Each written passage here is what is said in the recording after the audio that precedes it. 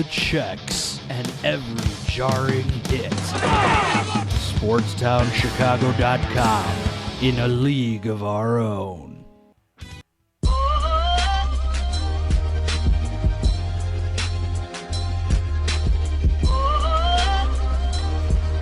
Hello and welcome here on SportsTownChicago.com. Chris Labosco here with you, and alongside of me, we got a full crew for you tonight. You know what? TJ and Nick, I don't have your guys' last names, so that's my own fault. I'm TJ Sennett. And I'm Nick Berzik. So that is we got a full crew for you tonight, and joining us here at the start of this one is head coach and general manager Brad Stofers. Brad, you guys already played these guys 2 times last weekend. Now you guys play them here again tonight, and they're coming off 3 games in a row. Yeah, very familiar opponent tonight. We played them last weekend, had a good weekend against them, but 2 very tight games. Both went to overtime, 1 to a shootout, so very highly contested games. I think this is a team that's, I like to use the word pesky. They kind of always find a way to stick in the game and stick around. They play hard, they work hard. Probably a little bit better than their record indicates. Picked up a few new guys, got a new goalie, so definitely a competitive team. They've just played 2 against the Dells, split with them, 1-1, lost 1, so expecting a good one tonight. Yeah, does your strategy change much since you played them so much recently? We'll look at the video and some of the stuff like that to tinker, but I don't think overall, we're still going to play our game and still do things the way we do our business for the most part. You might tweak some things, and when you look at preparation, it's a little bit easier when you just played the opponent last weekend as opposed to maybe you hadn't played them in a month or 2. But I think for the most part maybe some small changes, but otherwise it's going to be pretty much our regular game. And Brad, with you guys coming off the week-long layoff and then playing their 3rd game in 3 nights, what's the key to getting off to a quick start tonight? Yeah, well, it's already started in the warm-up and pregame preparations. We had 2 days off. Conversely, they've played 2 games, so hopefully, they might have some bust legs that are a little bit slower, whereas we've rested. But if we prepare the right way and try to jump on them early, hopefully using that rest to our advantage. Yeah, and I think 5th game in a row we've said, or not 5th game in a row, 6 times now that you guys have seen them.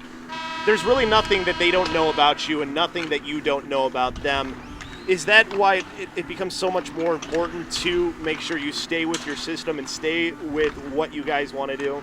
Yeah, when you're real familiar with a team, it's playing your game and it's execution. That's what it comes down to. Both teams know each other pretty well. We're getting deeper into the season. It just comes down to who's going to execute, more often than the other team and who's going to, stick to their game plan better, more efficiently throughout the full 60 minutes, I think. Yeah.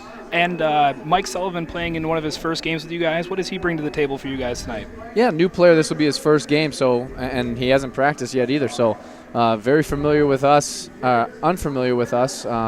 He played in Janesville a couple years ago in the North American Hockey League, which is Tier 2 hockey, a level above us. Actually was a captain of their team. So I think he's going to bring – he's a 95, 20-year-old, so he's going to bring a little bit of leadership. I think an older guy, a presence that's been at the higher levels of play and in some good locker rooms. Hopefully, want him to bring that. As far as on the ice, I think he's from what I've heard, he's a skilled defenseman, likes to move the puck and get involved offensively, which fits into our style, how we want to move the puck and play an offensive tempo. But we'll know more, in a couple hours.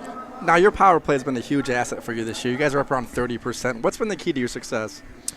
Moving the puck, having the right players. We have a very skilled group that, you give them time and space to make plays, they're going to do that, and they can bury pucks. So on a power play, you're always in those situations where there's 2-on-1s and you just have a little extra space out there. We have a great group of guys that, they know how to bury the puck and are very skilled. So I think that's key. We don't necessarily run any particular system. Also, I guess would say it would be a second measure of success. I like kind of flow. I don't want to be static. So I want to move around, show different looks to try to confuse the kill. So now you were talking a little bit about Sullivan, and the defensive spot is where some of the most transition has happened for you guys, where players being in and out, Hutchinson leaving, Doremus leaving, and now you bring in Sullivan. Is he a guy, will we see him get maybe any time with one of the power play units to go along with that? Yeah, we'll see how he's playing. I mean, that'll be an in-game decision, kind of, especially with the first game. with us, see how he adapts and how he's transitioned. I don't know if he's played a game in, a year plus. So we'll have to see how, the feel for the game will go. But, I think moving forward, looking into the future, I think there's always opportunity for that. Of course. Have to have the right mix with the other guys, that right chemistry, and then, kind of be able to do what we're looking to do in those situations for special teams to get those opportunities. Coach, it's always good to be back home. It feels like it's been a long time. It has been a while, though. Yeah, it's great to see you guys again. Yeah, it's glad to be back in the Sears Center, too, because some of the previous home games were also over at the Leaf Center, so it's good to be back in here as well. So thanks for coming on, and good luck here in the game tonight. Good luck, guys. Coach. Thanks, Coach. Appreciate it. That is head coach and general manager Brad Stofers. We will take a timeout, and then we'll be back here on SportsTownChicago.com.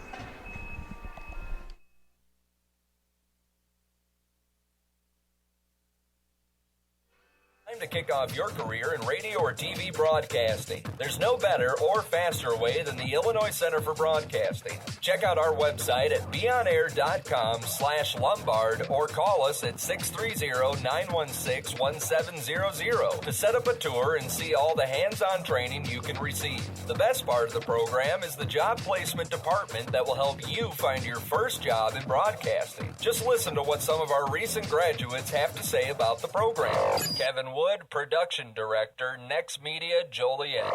My favorite part about going to the Illinois Center for Broadcasting was, first of all, I got to do everything here. For anybody looking to get into the program, I would say be ready to learn, be ready to get in here and really take your skills to another level on your own. The instructors can show you how to do it. The Illinois Center for Broadcasting, where broadcasting careers begin. When your business is getting off the ground or beginning to flourish, go to the JZ Law Offices. John Zappala guarantees aggressive, effective representation with a true desire to help you. From the formation of limited liability entities to employment agreements and general contracts, John Zappala is here to gear your company for success. JZ Law Offices Virtual Office Services allows you to work with them from the convenience of your desk. If aggressive, effective representation sounds good to you, then call the JZ Law Offices at 312-854-8065 or visit their website at jzlawoffices.com. Check it out!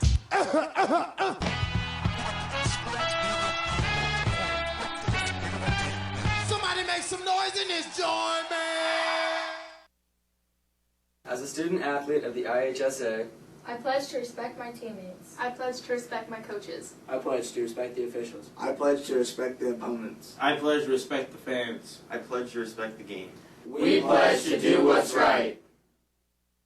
You love sports, you have drive and determination, but you need skills to work in sports broadcasting. Hey, this is Herb Lawrence. I'm here to tell you how to get those skills, just like I did at the Illinois Center for Broadcasting in Lombard. Get hands-on training for a career in radio, TV, or digital media. Learn to be a host, producer, or shoot and edit video. With internships, job placement assistance, and affordable tuition, you can get started with a new career at the Illinois Center for Broadcasting. Enrolling now. Go to beonair.com/score. That's beonair.com/score. Attention, family, friends, players, coaches, and fans. Are you a high school or college athlete that had your game covered by SportsTownChicago.com? You can relive the glory by going to our podcast section of our website to listen to all the past games over the last 2 years. Just go to the website at SportsTownChicago.com and check out the podcast section, and it'll take you right to your sport. Now that's SportsTownChicago.com. SportsTownChicago.com is the internet sports station that is located at the Illinois Center for Broadcasting in Lombard, Illinois. We offer you a chance, or should I say, an opportunity, to become an on-air personality, get invited to live sporting events, and we teach you how to interact with your listeners. Get the training you need to get in the broadcasting industry. Just go to SportsTownChicago.com or dial 630-916-1700. When you need a break from your busy schedule, kick back and listen to the fun sports and entertainment interviews from SportsTownChicago.com. The Big Interview is where you hear SportsTownChicago.com personalities Pick the brains of the biggest names in sports, music, movies, and TV. To catch up on all the fun, go to the SportsTownChicago.com and click on the audio tab. SportsTownChicago.com. We are in a league of our own. Yeah! Guests on SportsTownChicago.com are brought to you by the Illinois Center for Broadcasting. If you're interested in a career in broadcasting, go to BeOnAir.com or call the Lombard campus at 630-916-1700. Yeah!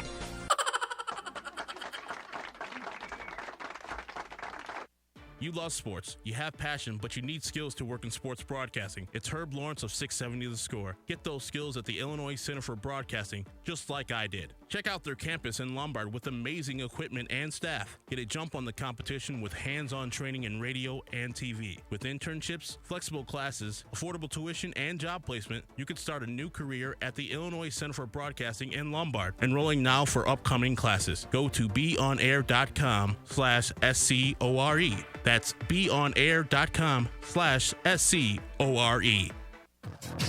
It's time to kick off your career in radio or TV broadcasting. There's no better or faster way than the Illinois Center for Broadcasting. Check out our website at beonair.com/Lombard or call us at 630-916-1700 to set up a tour and see all the hands-on training you can receive. The best part of the program is the job placement department that will help you find your first job in broadcasting. Cheryl Scott with NBC5. I think one of the most important things in the broadcasting industry really is getting a hands-on experience, and a lot of colleges and universities don't always offer that.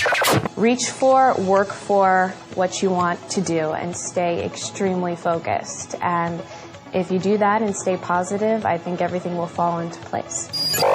The Illinois Center for Broadcasting, where broadcasting careers begin.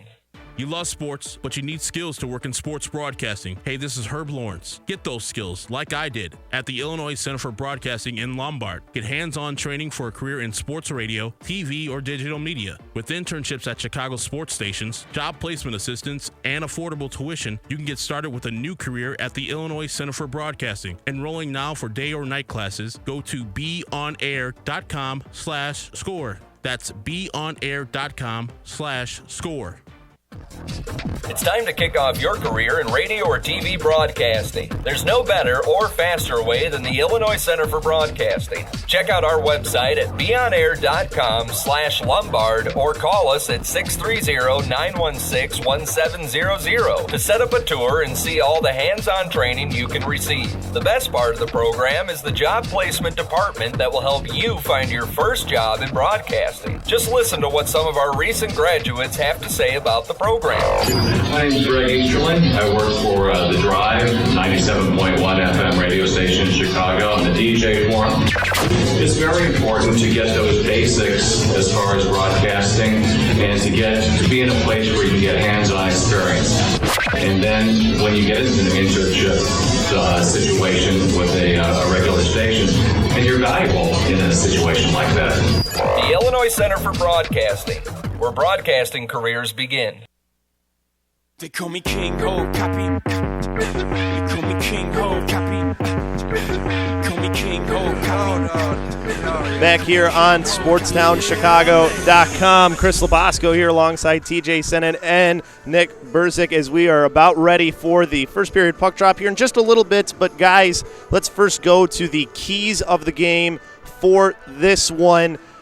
What has to happen here for the Cougars to get a win against Ileana? Well, most importantly today, Chris, the Cougars have to get off to a fast start. They are one of the best teams in the division for getting off goals in the first period, so they need to come out and they need to get at these guys right away. The second key, we talked a little bit about it with Brad in his pregame interview, is the strength of the Cougars' power play. They're up around 30% for the year. He talked about it's really just the talent they have on offense. It's not the system. Obviously, anything on offense is going to revolve around the power play and Gavin Nickerson, who leads the team in points. So, yeah, just keep their power play strong, and when you get a chance, capitalize. And speaking of capitalization, you need to capitalize on the fatigue of Ileana tonight. They are coming off of 2 games being played in the last 2 days. This is their 3rd game in 3 nights. and they're playing against the top two teams in the division, and the Dells Ducks and the Cougars. So you need to capitalize on the fatigue that they have had. Coach said it best, they might have bus legs, so you need to come out and get on them right away. Yeah, definitely, and not just any team they're playing, too. They were playing the top team in the league, and for the Cougars, that game was really important for them that Ileana was able to take one from them, brings them a little bit closer to them in the standings. So this game is important for the Cougars in staying with Ileana. Absolutely. If the Cougars win tonight, that actually puts them 1 point above the Dells Ducks and gives them first place in the division. So the referees are just about to make their way out onto the ice. Some of the coaching staffs are making their way out. So we'll be taking a step aside soon for Ray Kincaid, who will announce starters in just a few moments. So we will step aside for that as soon as he gets ready for that. But, guys, you see a team so many times. It's kind of weird. You really get to know a team and what they can do. There's no surprises between these two teams. Absolutely not. When you play a team this many times, you really do know everybody on the team. You know their tendencies. You know which players to watch out for, which players to key on, and especially when it comes down to special teams, it makes a big difference. Right, and I think it's almost becoming like a playoff series. And when you get into seeing a team over and over again, you just need to simplify your game. Do what you do best and go from there. Ileana Blackbirds have made their way out onto the ice. So, as you can hear the Empire theme playing there for them. Ray Kincaid, who does the PA announcing and also does the the music for it, he always has some fun choices for the opposing teams. For the Dells Ducks, he did music from DuckTales. Oh, that's fantastic. Well, it's a perfect time for the Star Wars themes now, too. Everybody's going crazy over the new movies. Exactly. So here we go, the announcement for the starters. Defender, number 57, Billy Ryderson. Left wing, number 18, Maximum Armstrong. Right wing, number 74, Anvil Russell. Center, number 19, Austin Ehlers. And goaltender, number 29, Darren Jones.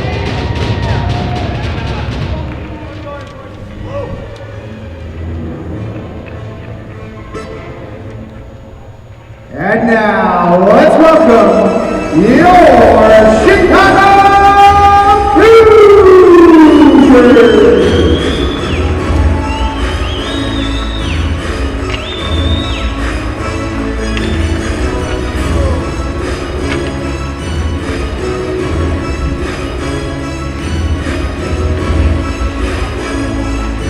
And now, Ultimate Tournaments proudly presents tonight's starting lineup for your Chicago Cougars.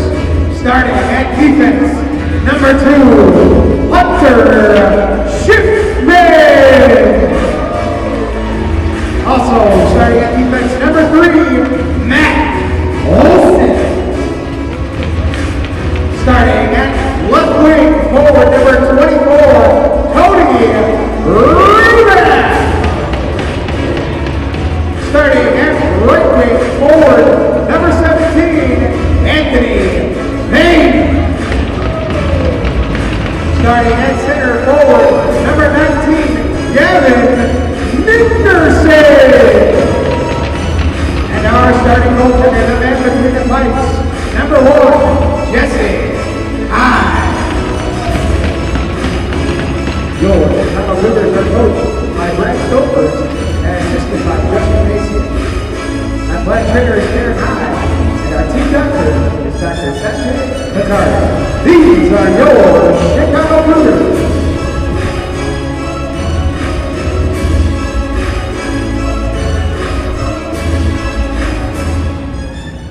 Ladies and gentlemen, please stand if you are able as we remove all hats. Now we will honor America and the men and women serving our country at home and overseas with the playing of the national anthem.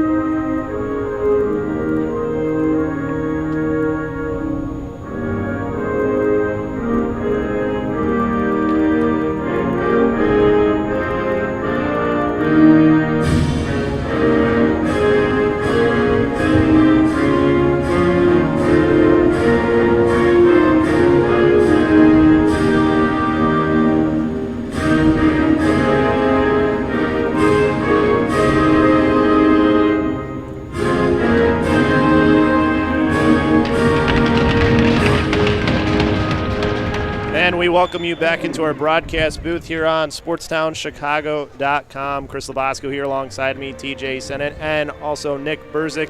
As we're getting ready for this first period puck drop, the Ileana Blackbirds, the visiting team, in their red away jerseys with the white numbers on the back, with the black stripes around the bottom of the jersey, black pants, red, white, and black socks. They will go left to right to start off here. Apparently I can't talk today. Right to left will be the Cougars. They're in their home whites with the yellow numbers on the back, the black pants, and the green, yellow, and white socks. They will go right to left. As you heard there, said by Ray Kincaid, the PA announcer, the starting lineups for the Cougars: Rayback, Nickerson, alongside Savane. Over on the far side is the right winger, and then Olsen and Schiffman are your starting defensemen, and the goalie tonight, Jesse Hides. Starting goalkeeper tonight for the opposing team in the Blackbirds is Darian Jones. So we get ready for this first period puck drop here. As the puck controlled by Hunter Schiffman for the Cougars comes in along the right wing quickly, takes a shot top of the right circle, hits off the end glass, comes to the near side, hits off the end boards, back out into the neutral zone, right to Olsen. Olsen to Schiffman, back over to Olsen, looks to the near side for Rayback, maybe was touched in, no icing here. Cougars starting off quick. Nickerson going to the right wing half boards, can't get it up to Schiffman, who can't hold it in at the blue line as it comes back out into the neutral zone. Rayback will just direct this one in as his team will change as it's Savane. Savane along the left wing, bouncing puck into the left circle, comes right back over to the Blackbirds as it's controlled by Ruskov. Ruskov along the right wing will at least get it into the Cougars zone before they take it back, do the Cougars, as Sullivan gets his first shift on ice there as it comes to the near side. Couple of rushes in, guys, but not a whole lot going there early on. No, the right away off the opening face-off, he had a quick shot, went over the net there, but that's something that you really wanted to start off with. Yeah, the first shift of the game was pretty much spent in the Blackbirds' end. We talked about them playing their third game in 3 days. It's kind of stuff you're looking for. Palermo makes a pass over to the near side for the Cougars, but it's out of the reach of the player there as Vestich will hold it in as this comes back over to Savane. He'll just hit this one out. Hand says no icing, so that'll allow the Cougars to make a wholesale change here as the Blackbirds pick it up in behind their own net. Cougars with some pressure by Mike Watson, cutting in front, trying to take the puck away. As they do, pass into the right circle for a shot that hits off the end boards and goes down in behind as this goes back into the left wing corner here. As this one into the left circle, as there's a shot from Jesper Lomberg as he gets a piece of it, sends it back down low for Watson. Watson looking for a place, tries to feed it out in front, can't get it to the player in the middle in number 16 for the Cougars. As this one bounces through the neutral zone and into the Cougars zone along the left wing half boards, controlled by the Blackbirds. As there's a shot that goes wide, a pass for looking for somebody in the middle. As that was that earlier rush there for the Cougars, best opportunity for either team so far, guys. Yeah, definitely. The second line coming out and establishing what they need with a solid forecheck. You need to be physical on a team that's played this much this recently.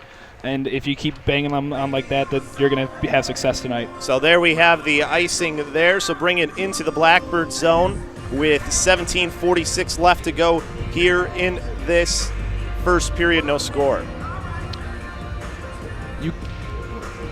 I think that's a look at the icing there. As the face-off that was in the left circle was won by the Blackbirds. They at least get it out to neutral ice. This one's going all the way right towards Highs. He slows it down for his defense. Pass over to the near side, turned over right in front for the shot, and Highs with a save with the glove hand as it goes in behind the net as it gets to Olsen. Chips it off the far boards as his team tries to exit the zone here. As now along those far half boards, board battle won. As there an opportunity, a shot that he just missed wide by Bafia. He just got enough of him, did the defenseman there. I think that was Olsen. If he doesn't get that check on him, that's probably a goal. Absolutely did. That's that first turnover is a play that you can't make in a situation like that. As this one along the near side, Letmansky trying to hold that in for the Cougars, but the Blackbirds able to send it back out into the neutral zone. Palermo D-to-D pass and then back right across the ice along the left wing. Pass up to Letmansky now. Letmansky lost the puck as he tried to dangle around the player. Couldn't do it as it's Poya with it for the Blackbirds as he gets across the center line and dumps it in. Back in behind the net, it's freed up by Sullivan as Sullivan can't quite stay with the puck there as he loses it back into the right wing corner. Blackbirds with control. Sent down in behind towards Milady goes away from him into the left wing corner. Pass that was intended for Milady, stolen by the Cougars as they try to break out here. As this pass in towards the middle, towards Van Dyke, lifts the stick to get it back onto his, and he turns it over as it goes right to Jesse Heise, who covers it up. A couple of costly turnovers here early on for the Cougars guys. 16:21 left in the period, no score. Yeah, that was back-to-back shifts for the Cougars where they were struggling to get out of their own ends. As you can see here, a neutral zone turnover gives the Blackbirds another prime scoring opportunity. Yeah, that's something that you can't do. You can't let a team gain momentum like that, so you want to make sure you watch those turnovers. Especially when they were really controlling play so much were the Cougars. Top of the left circle, this one sent down low by Kaprikov into the left wing corner. As he tried to send a pass towards the slot, it's taken away by Rayback, just out of the reach of the outstretched stick of Svein. This one not going for an icing as the goalie had his hand up, he thought it was. In the right wing corner, Gavin Nickerson tried to make a move around one as the puck still in possession for the Cougars. Beltrame up at the point, sends a wrister low, hits off of Nickerson, but redirects wide of the net towards the right wing corner where the Blackbirds take it back, have it in front of their own bench. Quick pass up ahead is going around one, trying to with Starovich as he's going to get draw the penalty here. I think it's going to be interference here, guys. Yeah, he made the move around to go to the outside of him instead of following the puck there, and he played the body on him. They called it a cross check is what they made the call for there. 15:40 left to go, no score. Uh-oh. Looking at it, there was not sure I really saw much of a cross check. I mean, like TJ said, like more interference than anything. Yeah, that's what it looked like to me too. It was interference. I mean, he's still going to the box regardless. Yeah, so. It is what it is. It's a big kill here, and you got to make sure that you clear pucks here. So the Cougars on the penalty kill here, the first one of the game, as this goes in behind the net, as it's controlled by the Blackbirds. Pass over along the right wing over to Bafia. Bafia, his pass gets hit by one of the Cougars players as they try to take this one back. Comes along the near side to number 33 for the Blackbirds as this one comes back along the far boards as they try to get an opportunity out in front there as this goes back into the right wing corner. As we'll try to get those names to you for some of the Blackbirds players that are not listed on our rosters here. So this one goes into the right wing corner where the Cougars take it back and dump it down quickly, does the captain and Olsen. Not a bad kill here. That one good opportunity, but they didn't get it on net. No, and that's one of the biggest keys there is if you can keep them to the outside and keep them forcing their shots from a long distance, then you're going to have successful penalty kills. Turnover there by the Cougars. Starovich, rebound opportunity. Heise with two big saves as this one goes into the right wing corner. Taken back by Verstich as he tried to send the pass up. Maybe deflected off a Cougars player. Goes all the way down. Big stop there by Heise. A little puck luck for the Blackbirds there, but Heise stood tall. 45 seconds left to go on the power play. 14:21 left here in the first period. No score, but 3-0 the shots in favor of the Blackbirds as this one hits off the player in Locken and goes into the left wing half boards. Still controlled by the Blackbirds, however, as they have it down in behind the Cougars net as they try to set up on their power play here towards the end, but they have a lot of pressure being put on by the defense of the Cougars. This one gets up to the point towards Viandanka, and he hits off of his skate, goes into the left wing half boards, comes to Palermo, who tries to use the boards, took a funny bounce off of them, and now still controlled by the Blackbirds inside the zone. They almost, Cougars tried to clear it out as this one will now get to the top of the left circle for a shot. Heise with the pad save made as it goes into the end board. Still on there, another save by Heise as he's in the right place at the right time, and then quickly hit away. I think that was Mike Watson who finally cleared it out. It was Zatera, but some really good opportunities again. Yeah, outside of a couple puck bounces, though, they played a very solid penalty kill there, I believe. Back to 5-on-5 hockey is there. Savain centering a pass, and good tie-up of the stick by one of the defensive players for the Blackbirds as this comes back over to the near side. Gets to Savain. Good breakout pass to Nickerson. Nickerson into the zone. Try to move around a player. Good poke check. Freed it up, but quickly thrown right back in by the defenseman, and Hunter Schiffman goes to the left wing corner. Cross-ice pass off the boards right near the center line, dumped in along the left wing as he gets to Chase Bafia.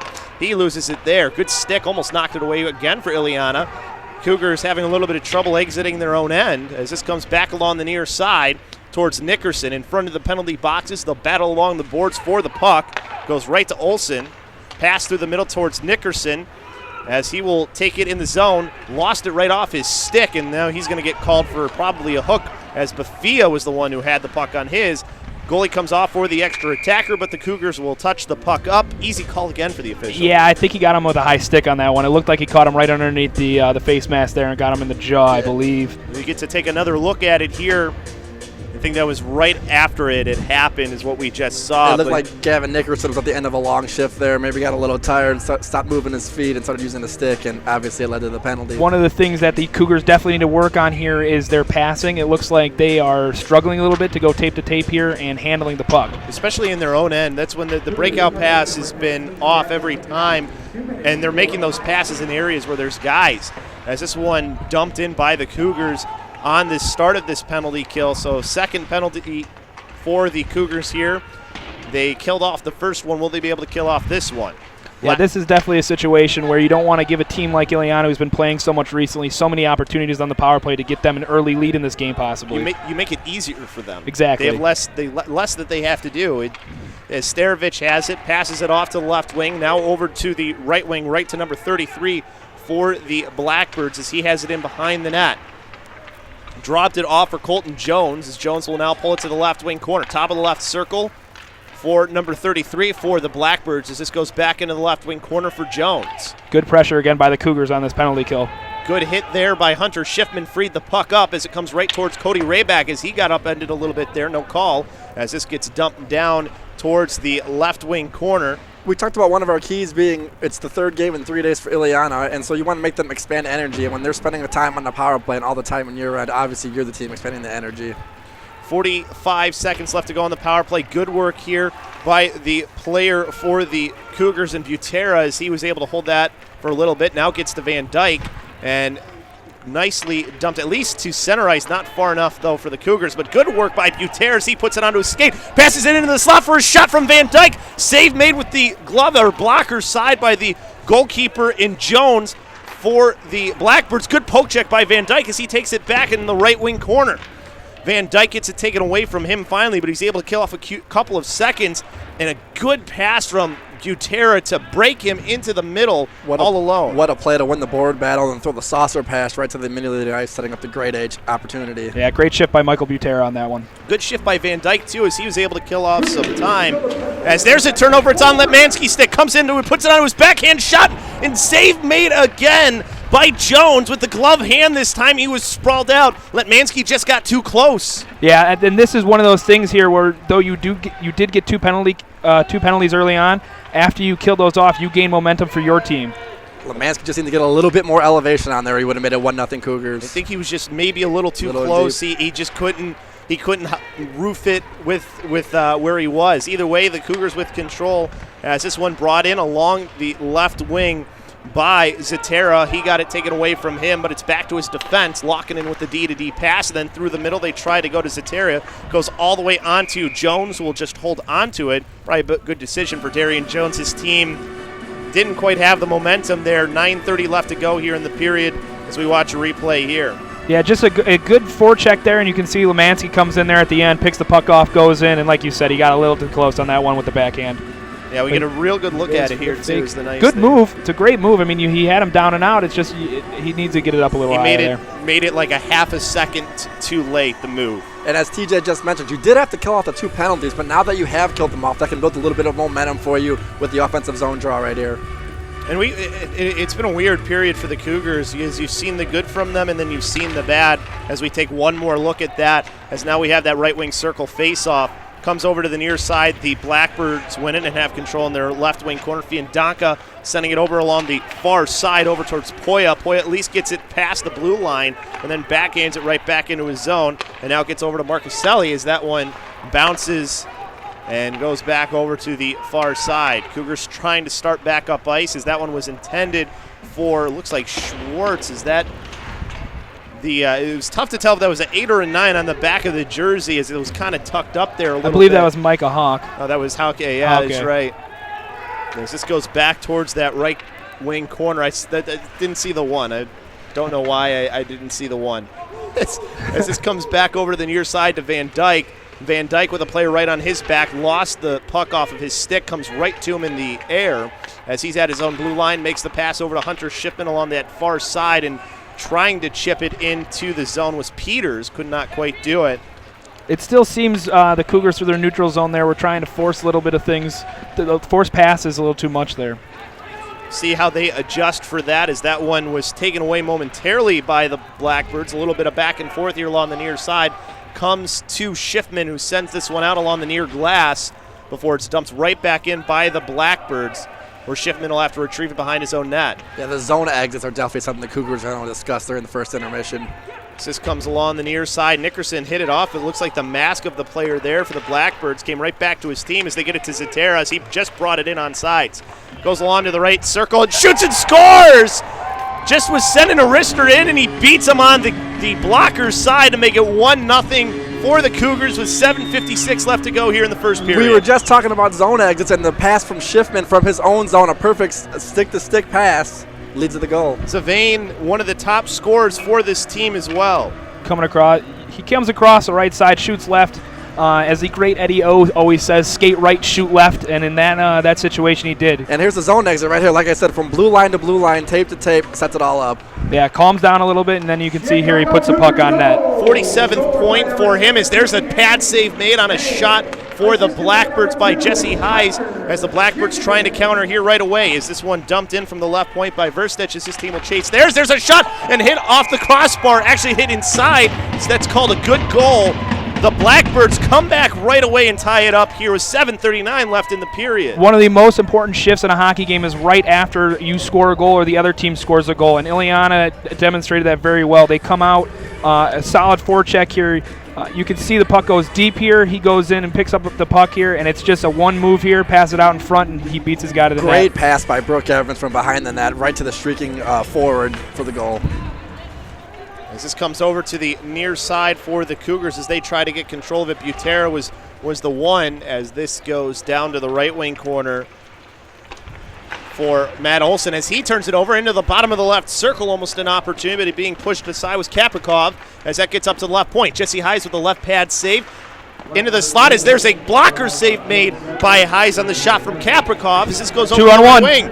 2-on-1 opportunity maybe here. Gets to Olsen as he takes the shot. Save was made. He tried to stuff it in, but it's somewhere in the pads of Darian Jones. Makes a big stop there, and the defenseman would jumped up into the play for the Cougars. Yeah, big saves there by Hayes, and you can see it turns into an opportunity here. That's great movement of the puck, and they go up, and you can see nice pass to the middle here, and then a shot on net. Now, are you surprised, too, that the defenseman jumped the player with the puck and didn't stay? I think he was beat more than he jumped on that one. The second defenseman, yeah, I was a little surprised he took that guy there. Yeah, the second defenseman, I was a little surprised he jumped him and didn't try to at least stop the pass. Either way, this one on the near side, Zertera gets it up to Palermo, who sends a shot, hits off the end boards. A stick went flying as well. As this one up at the right point, hit delivered, that allows for Palermo to go retrieve it in his own end. Sends a wrister over along the near side, but it hits a player out in front in Bafia. And now a turnover again by the Cougars, but it comes right to Letmansky. Letmansky giving it off for Zatera as he has to try and turn around and make a pass, but he turns it over right to number 36 in Evans. Evans into the right wing corner as he goes down to the ice, plays it with his hand. It allows for the Cougars to take the puck back. Pass to the middle. They had three players. They would have had numbers if the pass is on the tape. Instead, it's an icing, so bring it back into their zone. Ileana's playing very aggressive in the offensive zone when they have the opportunity. Defense are stepping up, making pinches, and you can see that the opportunities are coming if you can get the puck around them. And I think that's the icing we're going to see here. This is the 2-on-1. Yeah, he did step over there, and your goalie will tell you all the time that he would rather have you take that pass than take the guy that has the puck for the shot. And it seems like the Cougars' zone exit are just off. Like you mentioned, there would have possibly a 3-on-1, and their pass was just a little off. Maybe it has something to do with the week-long layoff. We'll see as this game continues. Hits off of a player there for the Blackbirds, so no icing that'll allow the Cougars to make a much-needed change. As this pass to the near side gets right towards the Blackbirds' blue line, but held in there by Hunter Schiffman. But his puck doesn't get deep enough as player loses an edge there anyways, so not able to get too much of a forecheck. Comes over to the near side, just out of the reach of the player from the pass from Marcuselli that allows for the Cougars to take it back. As along the left wing, they try to work this one back up. Pass back over to Hunter Schiffman as he surveys, sends it over to the far side. Can't backhand it into the zone are the Cougars, as this is in front of their own bench. Onto the stick of Marcuselli as Marcuselli battles for it there. This goes back in behind. over towards the near side. Back out into the neutral zone. It goes to Colton Jones as he gets hit, as taking the puck back was Butera, as Butera will send it to the left wing corner. Actually, that's Hauke. That jersey tucked up there. Couldn't tell if it was a 6 or an 8. Down into the right wing corner, the Cougars have it as there's a backhander just maybe trying to surprise Darian Jones. But he makes the easy stop and covers it with the glove hand.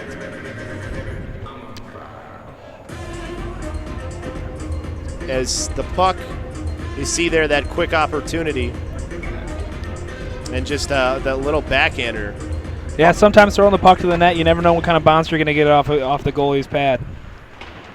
Along the left wing half boards, puck gets worked out to Beltrame for the Cougars as they look to start up ice. Locking in, gets it to Zavane, who at least tips it down into the zone to the left wing corner for his team to chase. Starovich gets it now along the near side for the Blackbirds, skating up along the right wing. Gavin Nickerson in the passing lane takes it back for the Cougars. His pass a little bit off to Olsen, who does get it back to Zavane, just a little bit out of the reach for the breakout pass for Cody Rayback, and we've seen that quite a few times. Yeah, absolutely. That's one of the things that there's another turnover here, shot on net. And Size with the save, and then the nice work with that hand-eye coordination and knock it out of the air and get it away from the slot as his team able to finally clear the zone. If they hurry, they got a 2-on-1. Cody Rayback along the right wing, skates into the right circle, shoots, and the save made by the goalkeeper, and Jones got a piece of it with his blocker. Nobody able to clean up the rebound for the Cougars. Still in the left wing corner of the Blackbirds zone. Starovich takes it back for the Blackbirds, skates around one and gets out into the neutral zone. Stops there in front of his own bench, makes a pass cross ice on the saucer.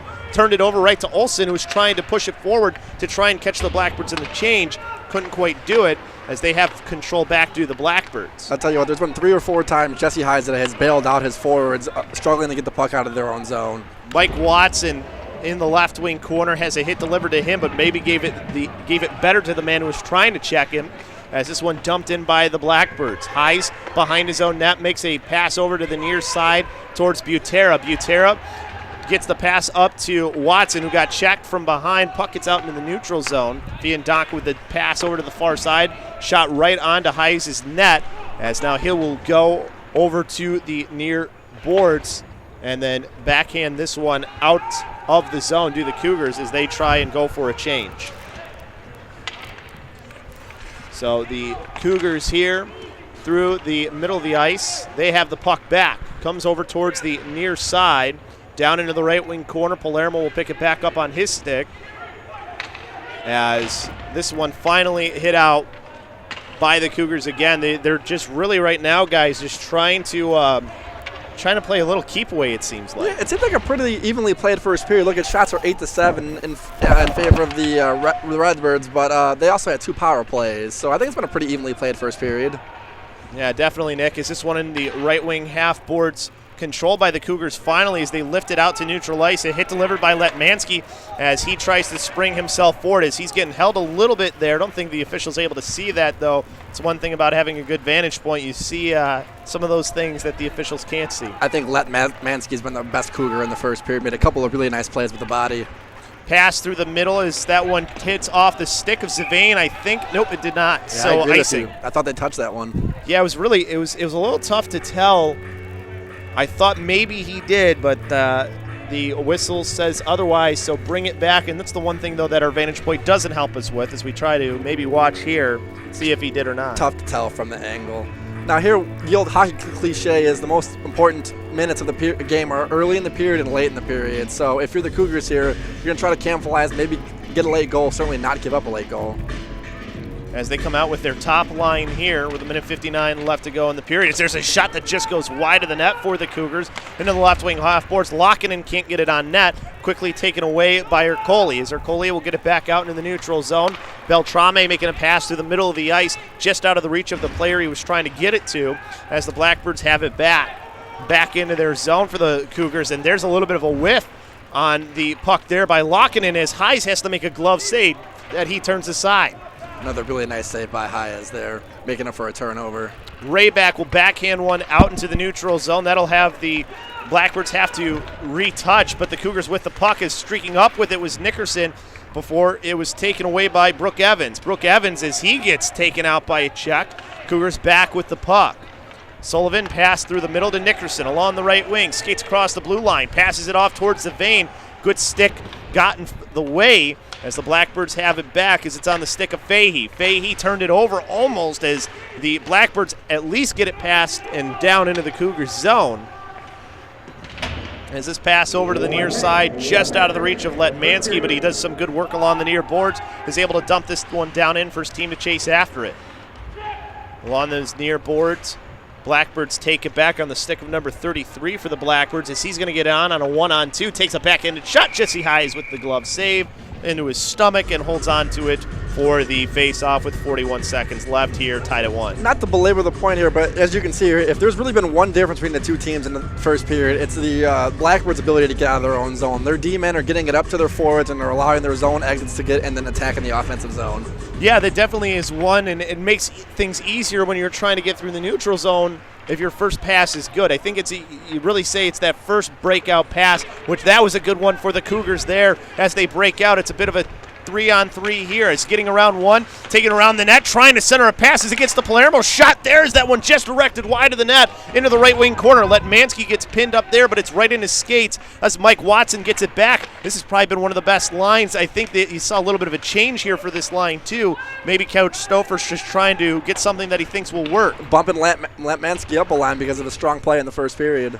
As Palermo at the left point tried to hold this one in. Good job by the Cougars as playing it there and then putting a hit on a player was Lomberg. He came back and played that defensive spot, and we have an elbow call here going on, so we're going to have a power play opportunity, I think, for the Blackbirds, I think is who it was on, because Olsen's coming over to the ref to maybe clarify things. There you go. We'll take a look on the replay here. And yeah, you'll see the elbow there. Yeah, definitely high hit with his elbow to the head. So dangerous play, really. That's the call. It'll be Jesper Lomberg who will go to the box when the period starts. So 2 full minutes of fresh ice on the power play for the Blackbirds. It's going to be a big kill. Again, we talked about it's the third power play that the Blackbirds will have had so far, and that's what they wanted to do, playing their third game in 3 nights. Yeah, it definitely is. It's been an interesting game so far. We'll see who TJ's going to have down at ice level for us. I think it looks like he might have Anthony Svein is who he'll be talking with here in just a few moments. Before we get to that, though, let's just take a look at some of the highlights here in this one. You can see the elbowing call here again, coming across the middle of the ice. He tries to step up to make a play on the puck carrier, and probably should have just pulled off there. It was really an unnecessary hit. All right, and now we will go down to the rink for our interview. Hey guys, I'm here with Anthony Svein. Anthony, first off, congratulations on your goal there in the first period. You want to walk us through the play real quick? Yeah, I was just getting up the ice. Schiffman found me with a good pass. And Raybeck and Nickerson were driving the net, so I had a shot and I took it, and thankfully went in. Very nice. You guys killed off 2 key penalties there in the first period. Did that give you guys momentum as you carried on throughout that period? Oh yeah, definitely. Kills are always a big momentum boost, and when we do a good job, it gets everyone going on the bench, and it helps us, gets us momentum. Yeah. And for the second period, do you have any goals that you guys want to take forward in the next period? Anything you want to work on? We could tighten up our D zone a little bit, but just keep playing the body and keep moving fast. All right, absolutely. Thank you very much. Good luck for the rest of the game. All right, thanks for having me. All right, guys, we'll send it back up to you and for the first period of intermission. All right, thank you very much, TJ. So when you look at how that one ended up finishing out there, Nick, it felt like momentum was starting to kind of come back for the Cougars, but then another penalty. Exactly. Like we mentioned, it was a pretty evenly played first period with the exception of the 2 penalties that the Cougars took. So really, if they can just stay out of the box, they should be looking pretty well moving forward. But as you mentioned, the Blackbirds are going to have a power play with 2 minutes of fresh ice, so that'll be a key kill. Yeah, definitely one of the things that we'll look forward to into the second period. We'll take a timeout and we'll come back with more here on SportsTownChicago.com. Herb Lawrence. If you love sports and you want a career in broadcasting, then go to the Illinois Center for Broadcasting. Log on to beonair.com right now. The Illinois Center for Broadcasting trains you for careers in radio, TV, and online media. With internships, financial aid for those who qualify, job placement assistance, and day and night classes, you could start your new career in less than a year. Log on to beonair.com right now. Take it from me, Herb Lawrence. Check out the Illinois Center for Broadcasting. Go to beonair.com/Chicago Sports. That's beonair.com/Chicago beonair.com/Chicago Sports. What's up, Chicago? It's Rufio. Are you looking to get hands-on training for a career in radio or TV? Just do what I did and go to the Illinois Center for Broadcasting. Whether you're looking to be on air or behind the scenes, the Illinois Center for Broadcasting is for you. As a graduate of ICB, I was placed in an internship with KISS FM, and now I'm on the air. You can do the same. For more info, go to beonair.com/career. That's beonair.com/career. SportsTownChicago.com is your place for NIHL high school club hockey. Every goal, all of the checks, and every jarring hit. SportsTownChicago.com, in a league of our own. What's up? It's Jonathan Hood from Chicago's Game Night. You've heard me talk about the Illinois Center for Broadcasting in Lombard, but what do the students think? My name's John Stevens. I am a promotion coordinator at ESPN. Everybody was helpful. Everyone cared. All the teachers at ICB were really there and passionate about their job and sharing their idea and their dream with you so you could achieve your goal. At ICB in Lombard, you learn the tools that will help you get that first job in the business. Dozens of industry pros teach you how to be on air, produce shows behind the scenes, work digital equipment, and design web pages. And it works around your time. It's very flexible, and they work with you at every hour and any day they possibly can. Plus internships, career placement assistance, and a commitment to your success. I'm living the dream, and I suggest that everyone who has a passion for radio or television or web design, ICB is definitely a place for them to go. Go to beonair.com/Chicago Sports to get started. That's beonair.com/Chicago Sports. Just being part of the ESPN team is special, and it's all because of ICB. It is very much the school where you get out of it what you put into it. The Illinois Center for Broadcasting in Lombard gets results. My name is Misty Callahan, and I am a traffic reporter for Total Traffic and Weather Network. From being on air to the all-important behind the scenes. You're constantly doing projects, and it's like not just in class stuff, too. I mean, there are projects you have to do outside of class time as well as interning. The Illinois Center for Broadcasting Lombard campus is where you go if you're serious about a career in broadcasting. You had to come up with the show topics. You had to research the show topics, come up with talking points for your host. So it's not something that you just take a lackadaisical approach to. But if it's something that you really want to do, if you really want to be a reporter, if you really want to be on air, you really want to be a camera guy, then yeah, it's a program that'll at least give you the entry-level skills to help you get that first job in the business. I'm Jonathan Hood, instructor at Illinois Center for Broadcasting in Lombard, and I suggest that you find out more today by going to the website beonair.com/Chicago Sports. That's beonair.com/Chicago Sports. It's time to kick off your career in radio or TV broadcasting. There's no better or faster way than the Illinois Center for Broadcasting. Check out our website at beonair.com/Lombard or call us at 630-916-1700 to set up a tour and see all the hands-on training you can receive. The best part of the program is the job placement department that will help you find your first job in broadcasting. Just listen to what some of our recent graduates have to say about the program. Kevin Wood, Production Director, Next Media, Joliet. My favorite part about going to the Illinois Center for Broadcasting was, first of all, I got to do everything here. For anybody looking to get into the program, I would say be ready to learn, be ready to get in here and really take your skills to another level on your own. The instructors can show you how to do it. The Illinois Center for Broadcasting, where broadcasting careers begin. When your business is getting off the ground or beginning to flourish, go to the JZ Law Offices. John Zappala guarantees aggressive, effective representation with a true desire to help you. From the formation of limited liability entities to employment agreements and general contracts, John Zappala is here to gear your company for success. JZ Law Offices Virtual Office Services allows you to work with them from the convenience of your desk. If aggressive, effective representation sounds good to you, then call the JZ Law Offices at 312-854-8065 or visit their website at jzlawoffices.com. Check it out!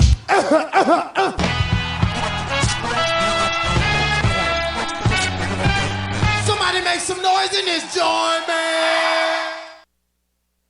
As a student athlete of the IHSA, I pledge to respect my teammates. I pledge to respect my coaches. I pledge to respect the officials. I pledge to respect the opponents. I pledge to respect the fans. I pledge to respect the game. We pledge to do what's right. You love sports, you have drive and determination, but you need skills to work in sports broadcasting. Hey, this is Herb Lawrence. I'm here to tell you how to get those skills, just like I did at the Illinois Center for Broadcasting in Lombard. Get hands-on training for a career in radio, TV, or digital media. Learn to be a host, producer, or shoot and edit video. With internships, job placement assistance, and affordable tuition, you can get started with a new career at the Illinois Center for Broadcasting. Enrolling now. Go to beonair.com/score. That's beonair.com/score.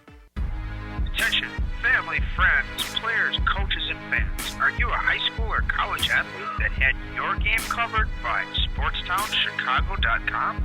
You can relive the glory by going to our podcast section of our website to listen to all the past games over the last 2 years.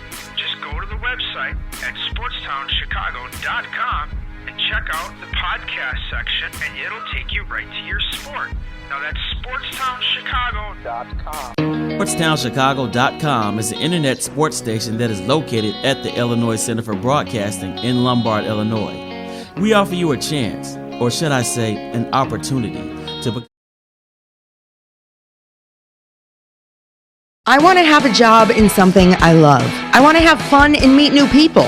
I want to be social. The Illinois Center for Broadcasting has so many cool things they offer for me and their students. With the amount of stuff you learn, there's no way you won't succeed. You'll learn how to do a voiceover, how to use camera equipment. I mean actual hands-on. You can even host your own radio or TV show. All of our instructors actually work in the industry too. So go to beonair.com/Lombard and start your future in broadcasting today. I want to have a job in something I love. I want to have fun and meet new people.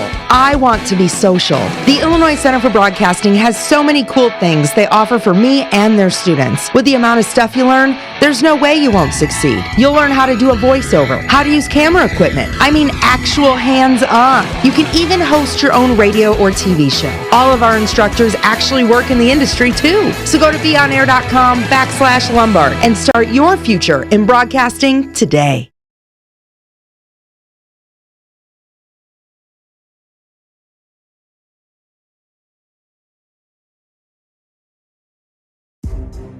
I'm an instructor at the Illinois Center for Broadcasting Lombard campus, and I can tell you, we're all about sports broadcasting. My passion is for boxing, and my career puts me ringside and cage side covering the action for ESPN Chicago, as well as serving as a ring announcer. Man!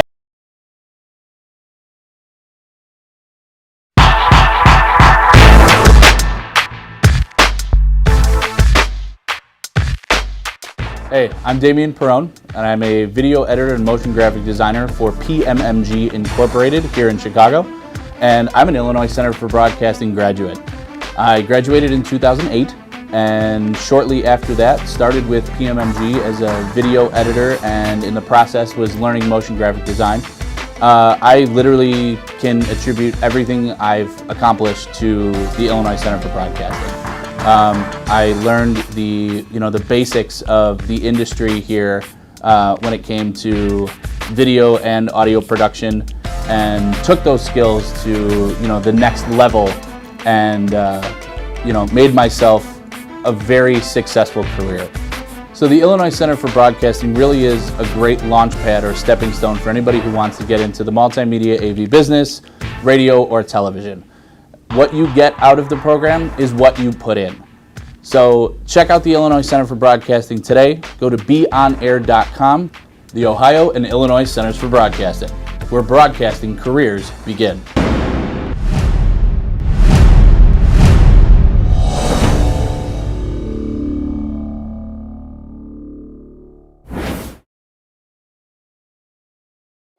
If you have a passion for radio or TV like I do, then the Illinois Center for Broadcasting is the place to be for real-world training. We know how you want to learn, and we teach it to you that way, hands-on. What you'll learn are the technology and skills that you'll really use in the broadcasting industry. 3 out of 4 of our graduates are working in the industry, and financial aid is available for those who qualify. So if you want to work in broadcasting, the Illinois Center for Broadcasting is where broadcasting careers begin.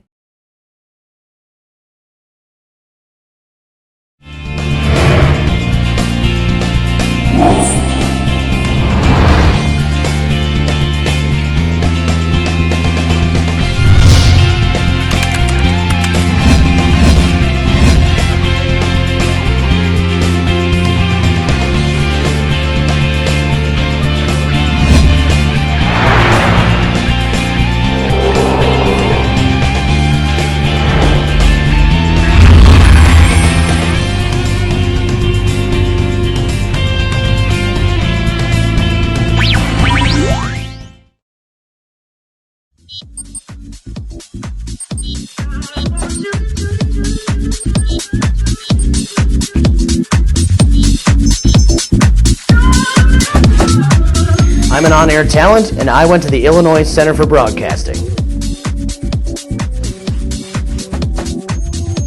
I'm a voiceover talent. I went to the Illinois Center for Broadcasting.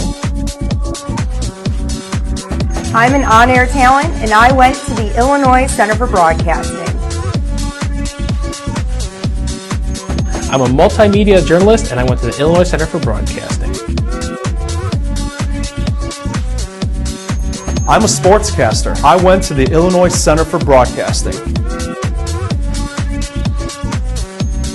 I'm an on-air talent, and I went to the Illinois Center for Broadcasting.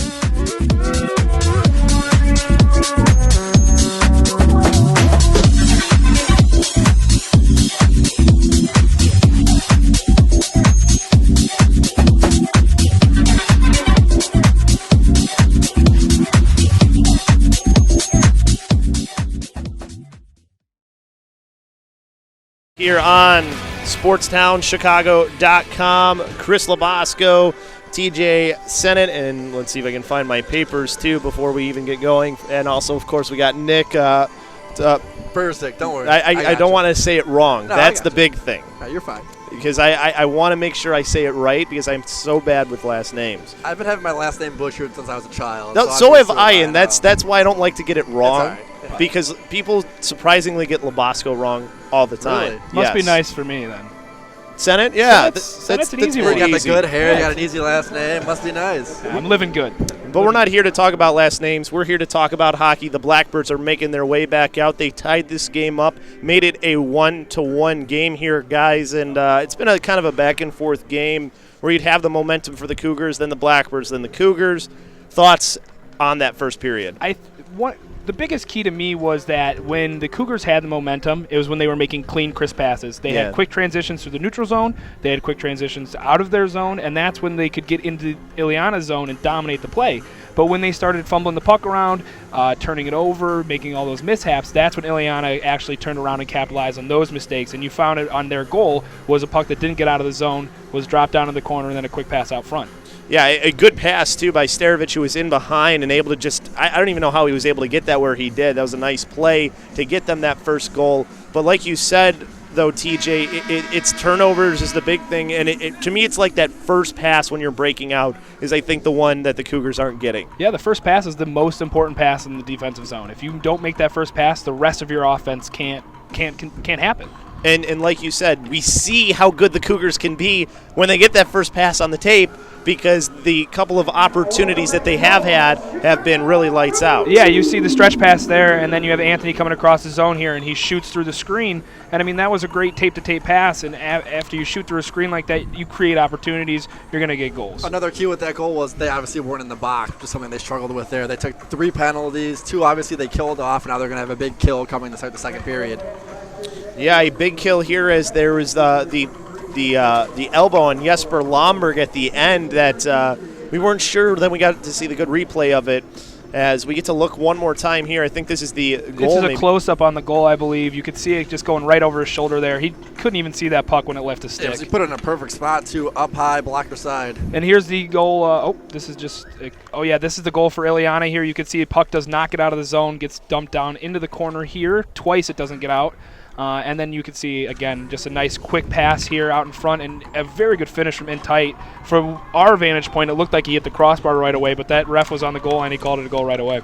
Yeah, as the face-off here for the second period, it's the period of the long change as well as teams have switched sides. Cougars left to right, right to left for the Blackbirds. Cougars were able to win it back in behind the Blackbirds. And that's the kill off a little bit of time here on the start. And then almost take the puck away there was Mike Watson, the captain. Gets to Starovich now for the Blackbirds at center ice. Good poke check by Zatera as he was able to get that one away. That was a nice move. That's one of the things the Cougars have done best on their penalty killers. They are creating pressure for Ileana and forcing them into mistakes. And that's something that Brad Stofers harps upon for his penalty kill is to put pressure when along those boards when his team has an opportunity to do so. One of the keys to any good penalty kill is you don't want to let the opposition skate the puck into your zone. You want to make them chip it in and go chase it and then try to win puck battles. As the Cougars were able to dump that one out on the stick of Palermo, as there's a pass just out of the reach of the player streaking in, and Colton Jones gets it back now on the left wing half boards, feeds it in towards the slot, gets over to the right circle, backhanded pass, back over to Jones. Back up to the point here for Vestich as he sends it back to Jones. Down in low they go as they try to feed that one into the right circle, as that couldn't get the quick shot off was the player on the far side, and Materchek, as he would have had probably a good opportunity on Jesse Hayes. As this one gets over to Watson now, and he's able to clear it out. Big difference on this penalty kill for the Cougars than we've seen in previous ones. There was at least 3 to 4 passes that got through the box there. That's something that you can't let happen. That's where you great scoring opportunities for the other team. Yeah, their best scoring opportunity there came from set up behind the goal line, which is how they scored the first goal. Fiandaca sent that one down, gets to Jesse Hayes as he tries to wrist this one out. Almost does it, but it's held in at the blue line and then goes right into the slot, and it's cleared out by Olsen as it goes down and behind the net as the Blackbirds try and take back control. Good start to the kill here as there's 8 seconds left on it. Another successful penalty kill by the Cougars here, it looks like, and that's, again, hopefully it gives them momentum to come back into this period and start turning things around. 3 for 3 on the kill now, and they were all pretty solid kills. As the puck won up to the right point, not able to get a shot off was Maynard. He maybe would have been able to create something through traffic there. The Cougars win it and then clear it down right away and ice it. Not a bad icing to take necessarily. You kind of can regroup and recollect, and I don't think they have too tired of legs out there. Yeah, that's one of the ones that you're totally fine taking as a coach. You want your players to kind of calm down, realize it's 5-on-5 hockey again. Like you said, not too many players are tired out there. Yeah, and you saw Matt Olsen look up to the clock after that. I'm not even sure if he knew that the penalty was killed off at that point. And here's one of the passes that looks like it goes through the box there. As this one comes right up onto the stick of Nick Kropp as he breaks out, makes a pass into the slot for Van Dyke. Save made with the glove hand. Just enough of it was Jones as it ends up in behind on Lomberg's stick before he gets checked off the puck. If Nick Kropp stops in front of the net there, that's a goal for him. That puck came right back to where he was. As this one now back onto the stick of the player there along the right wing in Palermo as he drops it off for a shot from Gavin Nickerson. Try to get a little bit of his screen in front from Palermo, who had jumped in from his defensive spot. But another good save by the goalkeeper in Darian Jones. He's played a pretty good game here so far tonight. He has. He's gotten a lot of shots on him so far. They have 11 shots on him so far. So that's one of the things. But yeah, that last play there, that's something coaches harp on all the time. When you are making a play, you stop in front of the net because rebounds will come your way. Good job by Jones to hold on to it and not let that rebound up because Palermo was right there. Left wing half boards.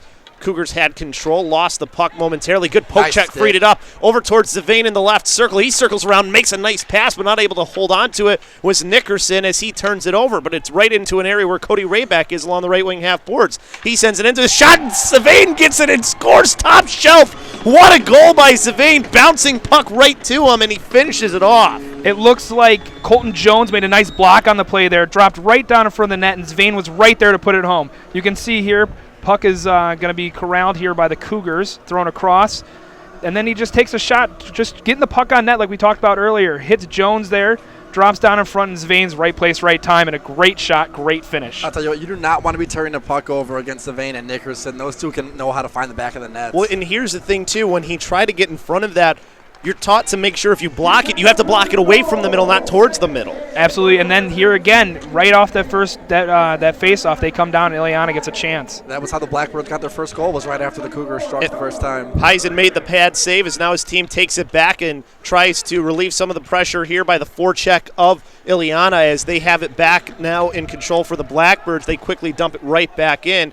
Of course, again, this is the period of the long change, something to not forget about, too, as that comes into play here with those forechecks. This is the period where you can start wearing down a team that has been playing this much time. 2-on-1. As now 3-on-1 involves. There's the shot by Lomberg, saved by Jones. That puck's still free, and missing it wide of the net was Butera as it goes into the left wing corner. Now trying to counter, but a good stick there by the defenseman on the far side for the Cougars and Beltrame, and then an offsides by Ileana with 16:11 left to go here in the period. 2-1 Cougars. Really nice play by the backwards defenseman Joe Fiandaca. He's able to, appears to be able to get a stick on it there and a skid on it, and he just enough to keep the puck out of the back of the net. But coming in there, nice rebound, and then here it looks like Butera could have put that in there, but it just goes a little bit wide. I think that would have been his first goal, too, maybe with the Cougars, or one of his first, as this one brought in by Zetera. As into the right circle, he's able to fight through one, but then gets checked off the puck as the Blackbirds take it back. But up at the left point, Beltrame sends it in towards the slot. Bouncing puck comes back up towards the point on a Nick Kropp's stick. Cougars definitely with the better of the play the last 3 or 4 shifts here. As this one in the left wing corner, fighting through a check was Letmansky as he tried to center a pass. As this one bounces towards Zatera before it's taken back by the Blackbirds. They try to go on a counter here, 3-on-2 maybe. As this just gets past the outstretched stick of the player in Kaprikov and goes into the left wing corner. Retrieving it there is Ruskov, but he gets it taken away from him. Back on the Cougars' stick, goes off of the skate and out. And that's one of the keys, too, when you talk about that first pass. At least get it past the blue line. Yeah, there's a rule, an unwritten rule in hockey, the 5-foot rule. And when you have the puck near your blue line, it has to get out or it has to get in, depending on which blue line you're at. And now here's Zatera as a 2-on-1 again developing for the Cougars as he takes the shot and he hits it up into the glass. Maybe a piece of that was gotten by Jones. Is this up at the high slot? Zatera trying to backhand it in for Beltrame. Beltrame still activated from his defensive spot as it gets on Jones and he covers it up. We spent a lot of time in the first period talking about zone exits for the Cougars, and they've had 3 really good zone exits, leads to 3 odd-man rushes early on in the second period. Yeah, 14:36 here, 2-1 the score. Left wing circle face-off on coming.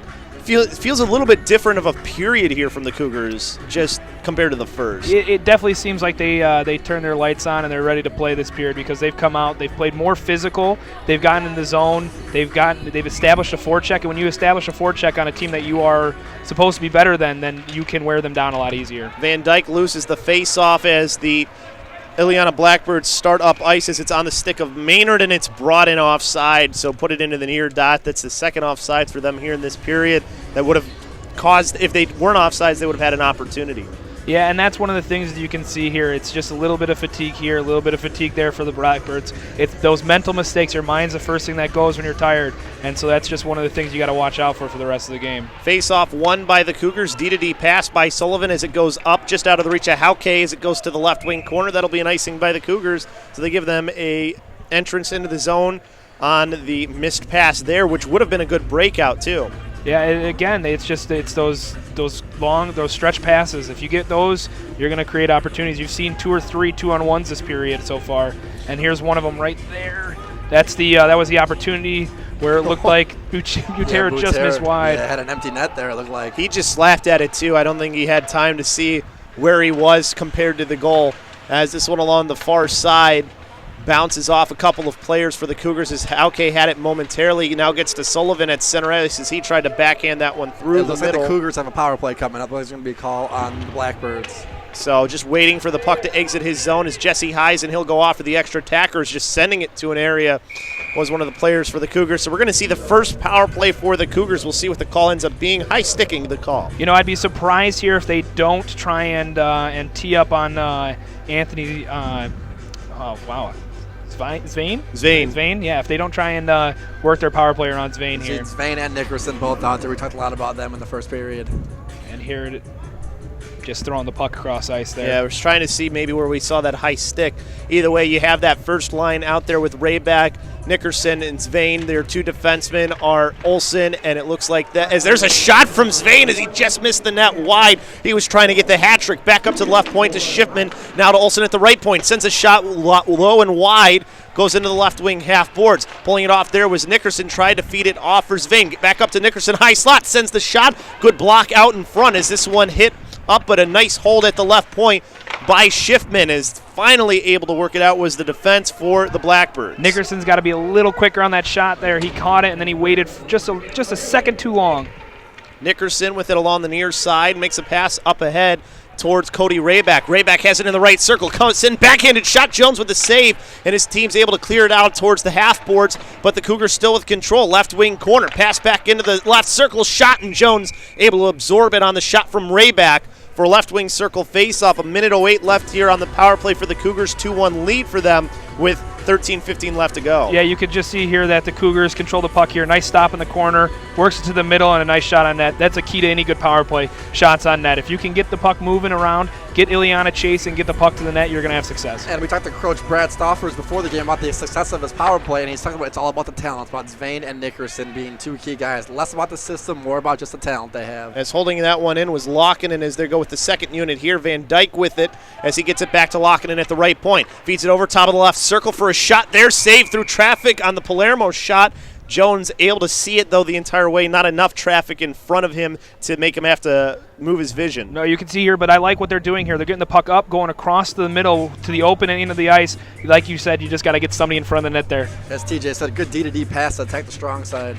Left wing circle face-off inside the Blackbird zone, won by Van Dyke as he gives it off to Lomberg. Up to the left point to Palermo. Toes the line, top of the right circle for a shot from Lockinen. Big rebound, goes into the left circle. Nice behind-the-back pass over towards Watson, but then he turns it over. Oh, it just held in at that left point, though, by Palermo. Don't know how he did. Thought that one was going out. Pass over across to the left circle, trying to get a tip in front. Jones made the save on the tip in front. Think that might have been Lomberg on the tip. Jones took a peek there. He wasn't sure where it was at.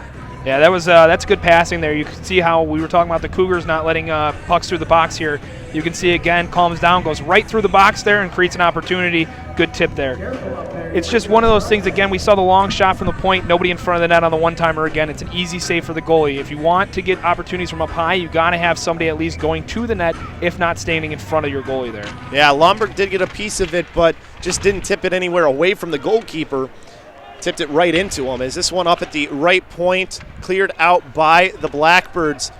Still about 18 seconds left on the power play for the Cougars here. I believe shots at the end of the first period were 9-9. Now you can see it's 19-10 Cougars. So Cougars really controlling the play here halfway through the second period. Puck poked into the zone by the Cougars to the right wing corner. Van Dyke grabs it out of the air, feeds it over to Watson. Watson up to the right point to Palermo. He steps in, shoots and missed the net wide. Bounces off the end boards for a left wing circle. Shot and goal! Over in that left circle, the Cougars make it now a 3-1 game. They're really starting to come on here, as getting that, I think, was Lockinen. Yeah, no, that puck bounces off the end boards here. You'll see the initial shot, traffic in front of the net on this one. Goalie can't see it. Puck goes wide, and he doesn't even have time to react as it bounces off quickly off the end boards there. And again, more traffic on that shot, and it goes just right upstairs. Special teams, the key to any hockey game. The Cougars kill off 3 penalties. They get their first power play. Puck ends up back. Gotta win the special teams battles. Face-off won by the Cougars as it's on the stick of Sullivan. Almost has it taken away from him. Trying to go around one is Colton Jones. Jones along the left wing boards, pulled it off towards the slot, bounced off of the ref right back to him, and goes to the right wing corner for Starovich. As there of pass trying to feed it out into the slot, hits off of Hayes as it's taken now by Letmansky on a 1-on-2. Tries to go around 2 players. He got around one, couldn't get around the second one. Puck goes into the left wing corner of the Blackbird zone. Left wing half boards taken back by Starovich as he backhands this one off the far half boards down to the right wing corner where number 33 will chase it for the Blackbirds. As cutting in front was a Cougars player to try and take it back as they now have it here. Pass up to Kropp through the middle as he gets out of the zone. Passes it off the boards to himself, does Zatera. Looking for a place to go. Diving play made by the sprawled out Maynard, but the Cougars still have control of that puck. Maynard able to take it right back, however. This is now back over for the Blackbirds, and Rayback will cut in front and get it for the Cougars. Schiffman now making the pass through the middle of the ice as this bounces away from the player it was intended for.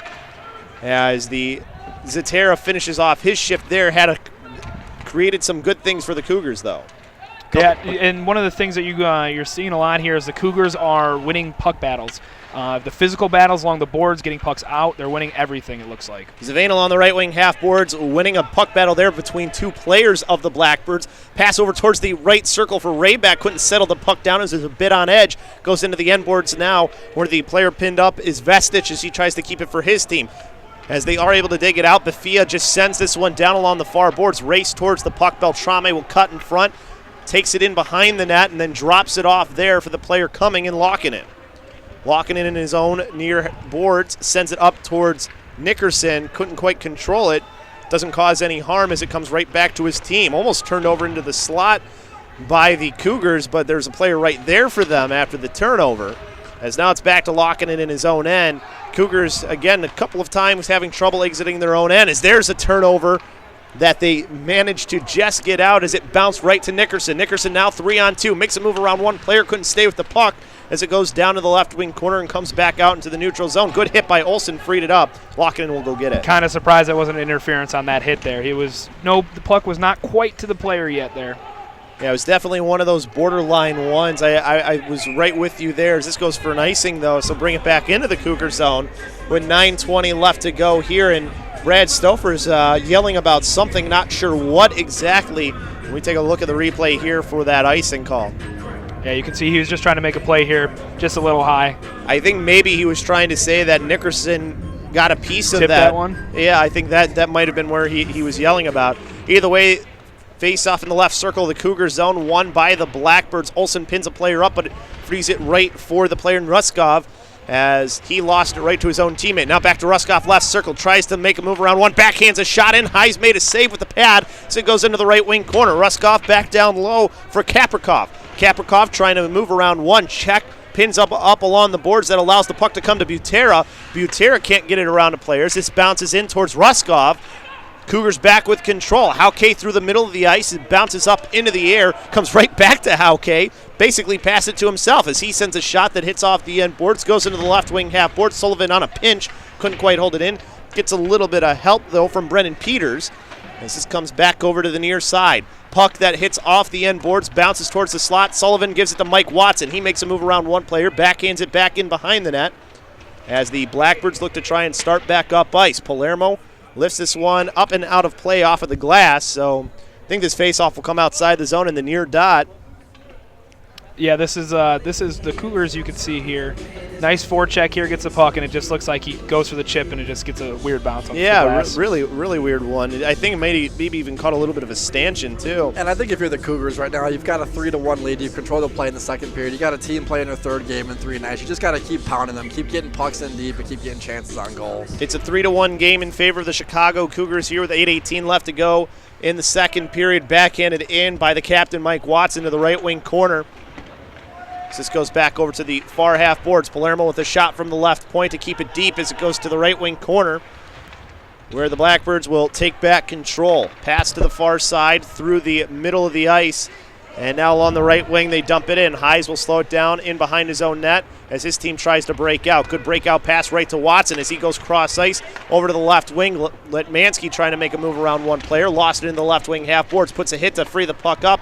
And getting taken out by a stick was Watson. Close to a trip there.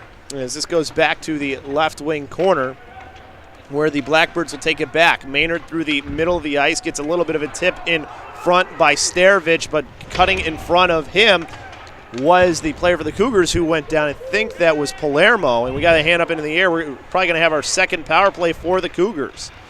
As this comes over to the near side, Van Dyke gets a good pass up ahead to Kropp. Kropp on a one-on-one, gets around the player, gets onto his forehand shot, save made with the left pad by Jones. Comes back into the right wing half boards, up to the right point now. Extra attacker out there, Shipman with the shot. A lot of traffic, but able to see it was Darian Jones. Good save there. It looked like Kropp got in a little too close again there. You could see he was trying to go for that 5-hole move. Nice move against the defenseman there, but you could see again he just got in a little tight here.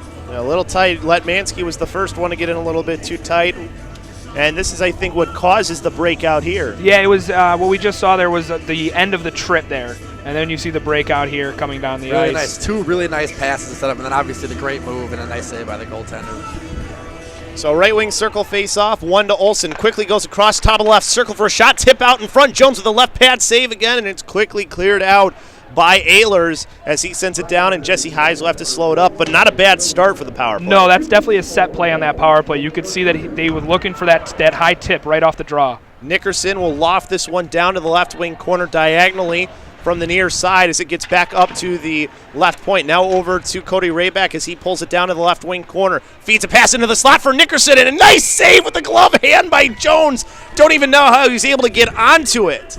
No, not at all. That was a great play there. Good puck movement from down to low here. You can see the puck starting from the point. Nice play here. Goes down to the corner and feeds it up high to Nickerson, who's in the perfect spot, right at where you want to be. Jones with 2 or 3 really nice saves in this game. If the Blackbirds are able to get back into this game and tie this up and steal a point, think of those 2 saves. Right wing circle face-off, losing a glove there was Nickerson, as now the Blackbirds come out. It's number 33, puts a move around one, gets in towards the slot and gets taken down.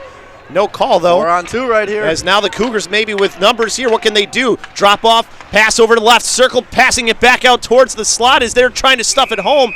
Is the player in front? I think that was Olsen, and somebody took a swing as two players were going at it. Olsen trying to finish that one off, and extracurriculars going on. You know what Avereck's trying to do there, but maybe one too many passes. Maybe you just want to shoot that one on net. Obviously, getting the puck to net's never a bad play. Yeah, definitely a situation on that one with a 4-on-2. When you create an opening like that, you want to get the shot on net. On a power play, you want to capitalize on that opportunity. And you see there a punch come in from a Blackbirds player and a punch come in from one of the Cougars. Little face wash there. Nothing wrong with that.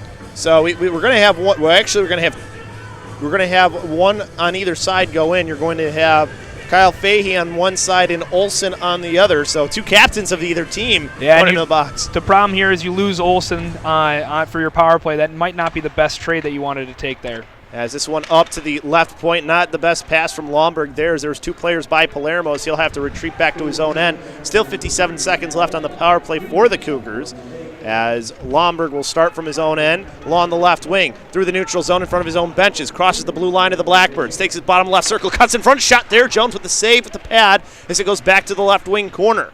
Left wing half boards. Van Dyke pushing it away, trying to get it off the boards.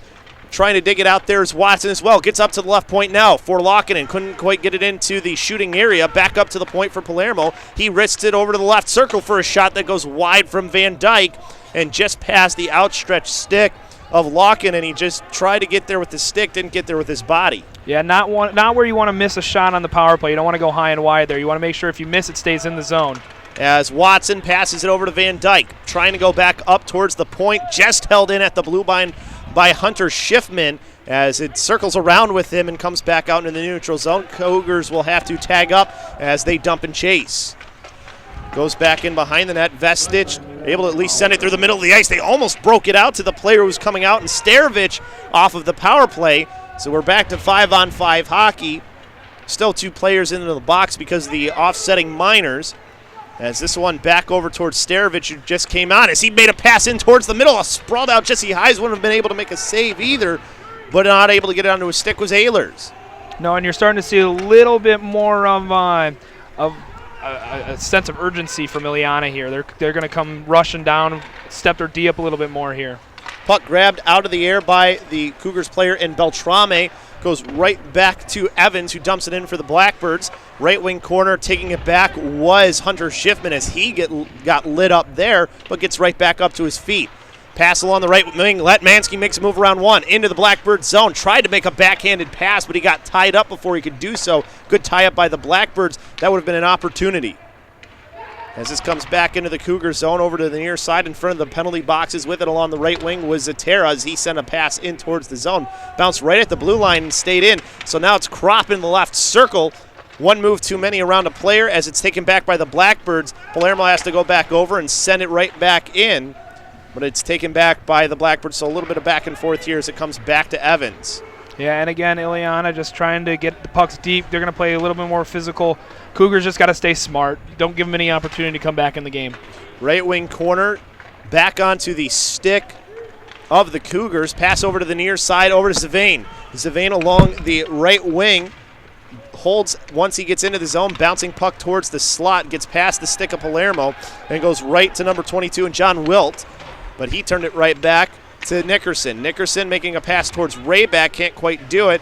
A little bit of help there from Zavane. Nice move around one player. Poke check frees it at center ice for the Blackbirds as they at least get it across the blue line of the Cougars.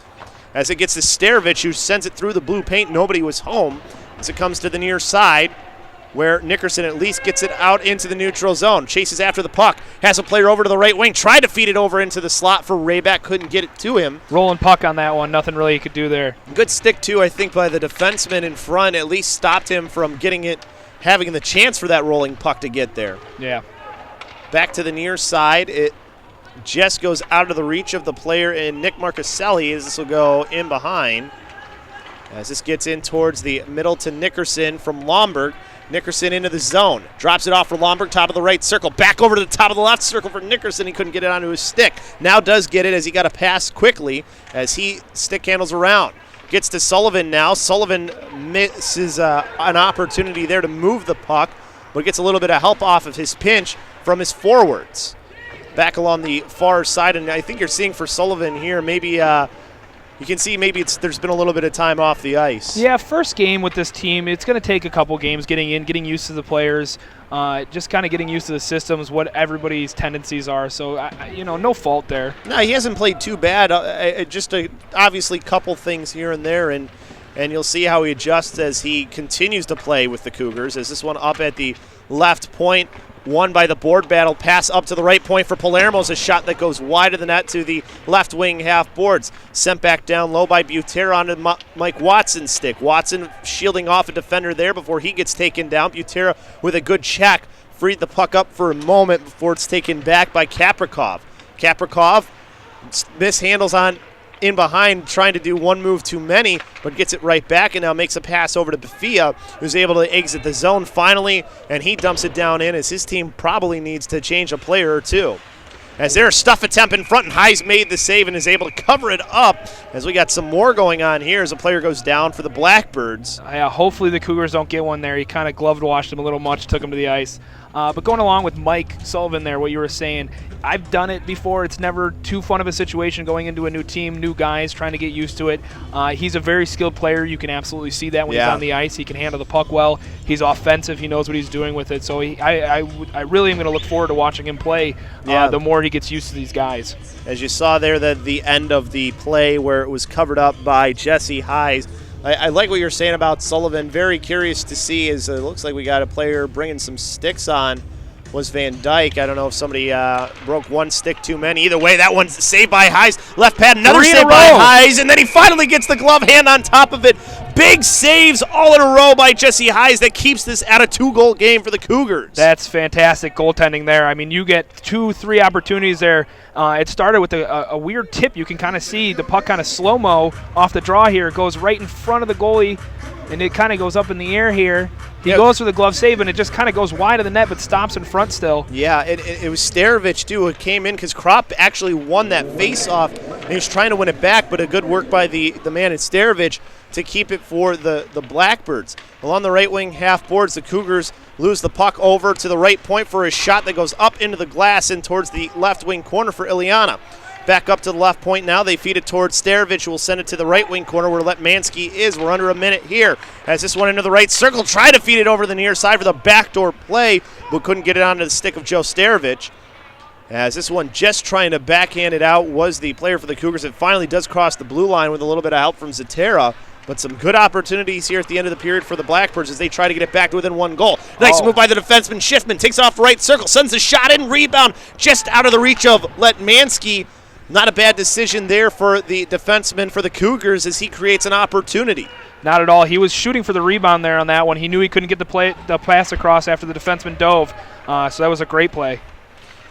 As into the left circle, Blackbird still with control. Player coming on in Starovich, and he can't get the shot off before the period ends as he missed on the opportunity. But after two, it's now a 3-1 lead, TJ, for the Cougars. A really good period for them. 25-14 the shots there in that second period. I think there was 10 shots originally in the period for the Blackbirds. They got 4 shots on net. Yeah, no, that was a fantastic period by the Cougars, and I think 2 or 3 of them came there at the end for Ileana. The big thing that you need to watch out for the third period here is, I don't want to be too cliche when I'm saying this, but the 2-goal lead is the worst lead in hockey.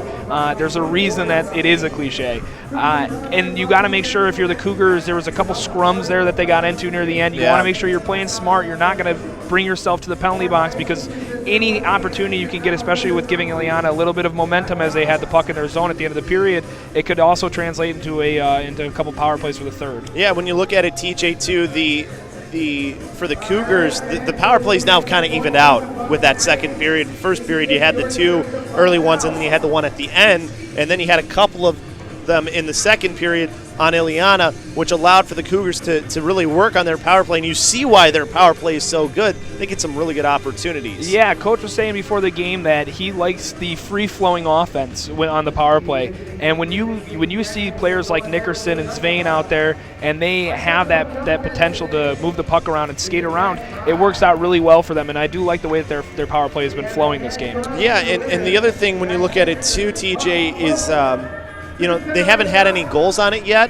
but they've had some really good opportunities. We'll go now to ice level. All right, here with the head coach of the Cougars, Brad Stofers. Brad, we talked a lot about in the before the game about you guys having a week off and them playing their third game in 3 days. Like your passes, your zone exits in the first period were a little off, but that's certainly something you got corrected in the second period.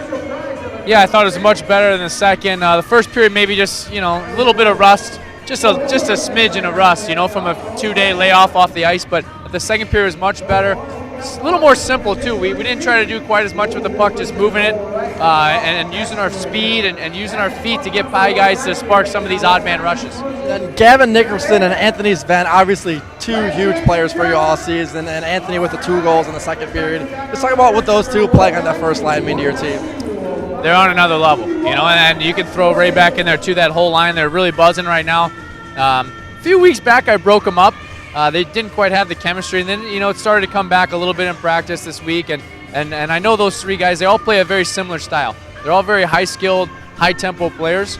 So sometimes when the chemistry's on, it's absolutely lights out, and tonight's one of those nights where they're finding each other, they're working hard, they're able to know where each other are, and then Svane's buried 2 just snipes of goals. So it's been fun to watch those 3. And then finally, any coach loves to see their team play well on special teams, and you guys tonight, the 3 penalty kills, and then obviously cashing on your first power play. So far, so good. I thought the power play movement was real good. We had a lot of good looks there. Could have scored maybe 2 or 3, I thought, on that one stretch. Both units got out there during the 2 minutes, and both units looked really good. Laukkanen ended up finishing that one, another good shot, too, where the D snuck down and took advantage of that odd man situation down low. So it was a good job. All right, Coach, thanks a lot, and good luck in the third period. Thanks. Back to you guys. All right, thank you very much, Nick. And I thought there were some really good points there from Coach Stofers, TJ. I thought he made some really good points about his team, simplifying things on the breakouts, making things easier on themselves to just make sure you get out of the zone, and they definitely seem to do that in that second period. You could absolutely see that in that period. The passes were more crisp. They were creating more opportunities. Like we said earlier, 3 or 4 odd man breaks in that period. They kept things simple, and when you simplify it against a team that you play all the time, you're going to create your opportunities. And he talked a little bit about the power play too. Nick asked him about that, and I agree with him that they've been playing really well on it. Darian Jones has been stellar. This game could be out of hand right now if it weren't for him and not for the Blackbirds. You can definitely see on their power play that there is pucks going through the box against Ileana. They're getting opportunities from backdoor plays here. The breakout, though, is, again, been very good for him. And you can see just one quick move here going to the net, and then a great save by Jones on that one. Again, you get a face-off when you go across the point there, and you get a shot on net. Like we talked about earlier, a little more traffic on that one, but it's still working out. And one of the things that they do really well is if they do get the puck at the blue line, they're making a quick transition to try and force Ileana, if they're making a change, that they're going to have to either make a quick change or they can't change. Yeah, and that's something that's a good thing to point out too, because a lot of team speed on the Cougars. You can see it on the ice, especially that top line, and I thought there was some good points too from Coach Brad Stofers about how well they've been playing. They have been on another level, it seemed like. Yeah, and I really like what Coach said about the Nickerson and Sven line and how he split them up, because sometimes as a coach, that's just what you got to do. You got to split up the guys. Even if you're playing the best guys in the world, if they're not playing well together at the time, you got to split them up and try something different. And so when he did that, it's nice to see that they came back and they started clicking, but similar styles will always do that to each other. As we watch here the sequence where Jesse Heise, that's another guy we got to talk about for sure, who's played really well for the Cougars. We said this game could be out of hand if it wasn't for Darian Jones. If it wasn't for Jesse Heise, it could be the other way too, even though there hasn't been as many shots for Ileana. You're looking at 14 shots on net for Ileana, but it's not like they've been 14 shots from out wide. There's been at least 4 or 5 opportunities where they're getting shots from in close, in tight, and second and third opportunities. So when you have that as a goaltender, that's hard to stop. And so when you have Heise playing as well as he is, he's absolutely keeping the team in the game. Yeah, it's like you said, though, they have the worst lead in hockey here going into the third period. We'll take a timeout. We'll bring you more. We'll have that third period for you in a little bit, and we'll break down a little bit more of the action here on SportsTownChicago.com.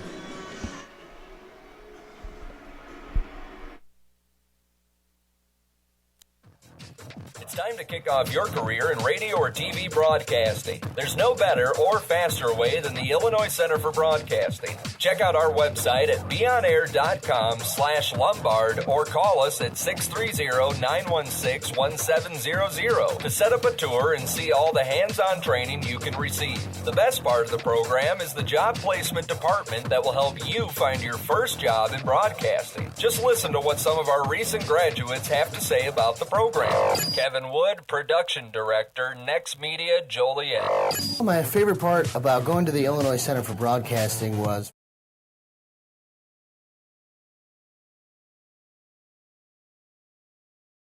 I want to have a job in something I love. I want to have fun and meet new people. I want to be social. The Illinois Center for Broadcasting has so many cool things they offer for me and their students. With the amount of stuff you learn, there's no way you won't succeed. You'll learn how to do a voiceover, how to use camera equipment. I mean actual hands-on. You can even host your own radio or TV show. All of our instructors actually work in the industry too. So go to beonair.com/Lombard and start your future in broadcasting today.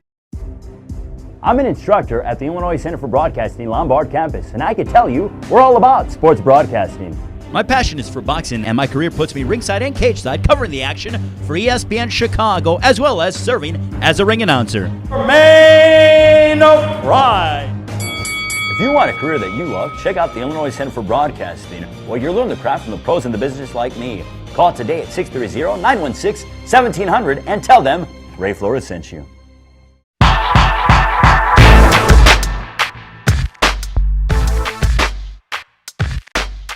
Hey, I'm Damian Perone, and I'm a video editor and motion graphic designer for PMMG Incorporated here in Chicago, and I'm an Illinois Center for Broadcasting graduate. I graduated in 2008, and shortly after that started with PMMG as a video editor, and in the process was learning motion graphic design. I literally can attribute everything I've accomplished to the Illinois Center for Broadcasting. I learned the basics of the industry here when it came to video and audio production, and took those skills to the next level, and made myself a very successful career. So the Illinois Center for Broadcasting really is a great launch pad or stepping stone for anybody who wants to get into the multimedia AV business, radio, or television. What you get out of the program is what you put in. So check out the Illinois Center for Broadcasting today. Go to beonair.com, the Ohio and Illinois Centers for Broadcasting, where broadcasting careers begin.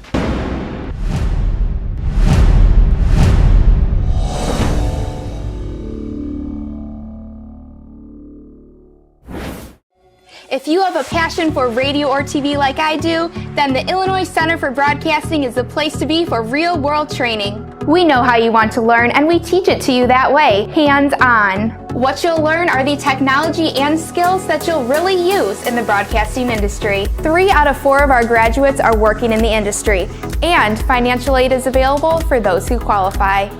So if you want to work in broadcasting, the Illinois Center for Broadcasting is where broadcasting careers begin.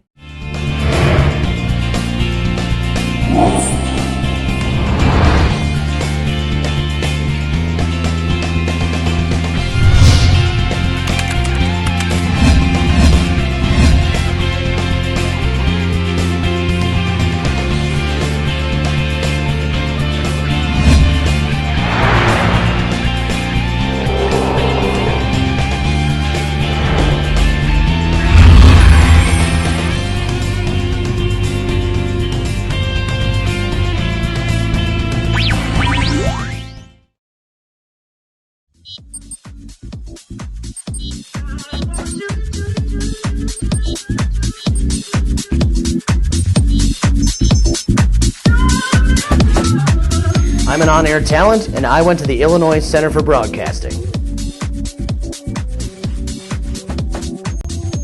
I'm a voiceover talent. I went to the Illinois Center for Broadcasting.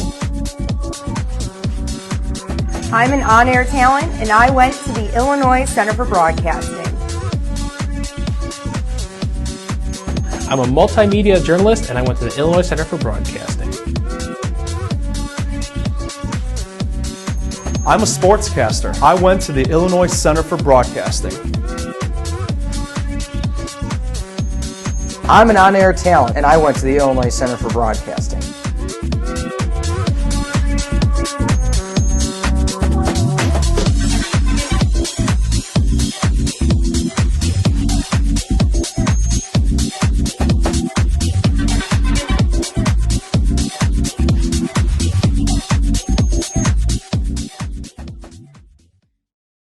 Hey, what's going on? It's Tilo from Tilo TV, and we're at the Illinois Center for Broadcasting here in Lombard, Illinois, and we're about to show you the campus. That's right. We're going to show you the staff. We're going to show you the radio, TV equipment, and we're about to show you as well how to start a career in broadcasting in 12 months. Let's go check it out. Let's go.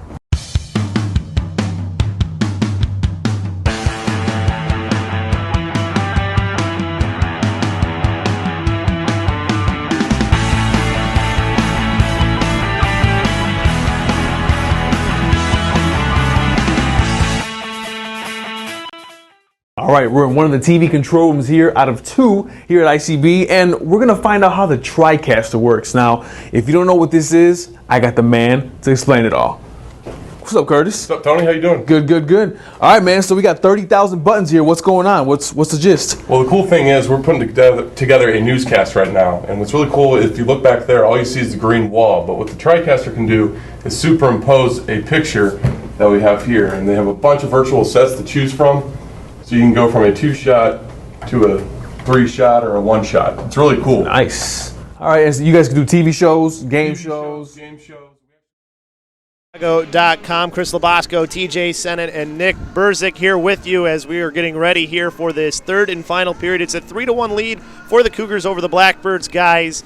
Second period, much, much better from the Cougars. Yeah, they had their offense going on that one. Great passes, great opportunities, shots on net. It's what you wanted to see. It's not very complicated. Look at they outshot the Blackbirds 15-4 in that period. So they dominated pretty much the entire period from start to finish. The couple of shots the Blackbirds did get, though, were in close and good opportunities, but Jesse Hayes was the difference. Yeah, Hayes is playing fantastic again today. We talked about it at the last intermission. If he's not playing as well as he is, then it could be a 3-3 game, if not a lead for Ileana. But on the other end, if Jones isn't playing the way he is, then it could be a blowout that way. But here's Hayes with a few good saves here. There's the first one. Good second save, and this one right here is the one that's the most impressive. Has the know-all to stick his pad out and make that save there. And then goes after the puck here for the whistle. That to me right there, when he just dives out, he knows that he's got to do that. Otherwise, he probably doesn't have a shot to even make another save. He lost his stick, I think, after the third save. Yeah, and you could see that he was on his left foot on that one, so he was already all the way over. So his only opportunity there was to reach out and kind of sprawl out for the puck there. Otherwise, he's outside of the net, and there's no way he's getting back to that puck. So moving on here, third period, what has to happen for the Cougars to maybe get out of this dreadful 2-goal lead that nobody ever wants to have in hockey? Maybe make it a 3-goal lead. What has to happen? Really, just keep doing what they were doing in the second period. We talked about how they played the second period. First of all, stay out of the box, because I think that had much to do with the slow-ish start in the first period than anything. So just stay out of box, continue to keep the strong zone exits coming out of your zone, take care of the puck, and go from there. You got to figure the Blackbirds, like we talked about, playing their third game in 3 nights. They're going to be wearing down. So get on the body a little bit, get pucks in deep, and just keep doing what you've been doing, really. Play physical. If you play physical on these guys in the third period, you're going to wear them down. That's just what you have to do. Play smart, but play physical. Put some bodies on them. If you have an opportunity to finish your check, finish your check. Now, conversely, for the Ileana Blackbirds, what do they need to do to try and get out of this 2-goal hole? If I'm Ileana right now, the first thing I'm trying to do is frustrate the Cougars in any way possible. Try to get them to make a stupid mistake. Try to make them take a penalty that they don't need to take. If you can do that, get on the power play, get something going on there. Even if you just create momentum, that's something that you could do. Outside of that, you got to get pucks on net. 14 shots isn't going to cut it, especially when Hayes is playing as well as he is. Yeah, I think a big key for them will be to find a goal early in the period. If they can find a goal, all of a sudden they'll get a second and third win, and they can go from there. And especially since this is a team that they've played so much recently, you know that there's that drive there that you want to beat them. And if you can reach down deep inside and know that you want to take another win from the Cougars, then that's what you got to go with. And taking wins from them really hurts the Cougars standing-wise, and obviously for Ileana, for them in the standings, they're still trying to move up a couple more spots and get in maybe a playoff spot and have an opportunity to push for something, because they've been playing well here towards the end. I mean, splitting with the Dells Ducks, they really haven't lost too many games for the Dells Ducks. Most of their losses have been to the Cougars. Yeah, and knowing that, you just split with the Cougars last weekend, you split with the Ducks this weekend, and you have an opportunity to come out and maybe, if you play really well here in the third period, still another one, that's huge momentum for your team. And TJ mentioned in the second period, their prime scoring chances have come when they've came through the middle of the ice. Their first goal came from behind the net, which was a pass right out in front, right in the middle of the ice. So they need to find a way to maybe get the Cougars out wide and then attack the middle of the ice. Now, for a player who stands out the most for Ileana, I think it has to be Darian Jones, right? Yeah, absolutely. I mean, he is the number one reason that they are playing as well as they are. I mean, as much as in the game as they are still, because he's made the save on Nickerson there in the second period where he stacked the pads and got the glove up there too was unbelievable. Yeah, you look at the scoreboard, it's 3-1 without Darian Jones. It could easily be 4-1, 5-1, and at that point you're kind of just playing out the string. Now, Cougars, I think there's multiple guys you can pick, but who stood out for you the most going on here into this third period? It's got to be Anthony Sven. 2 goals, him and Nickerson together. I mean, as a coach mentioned at the intermission interview, those two are just playing on a different level. You get those two guys out in the offensive zone and they make magic happen.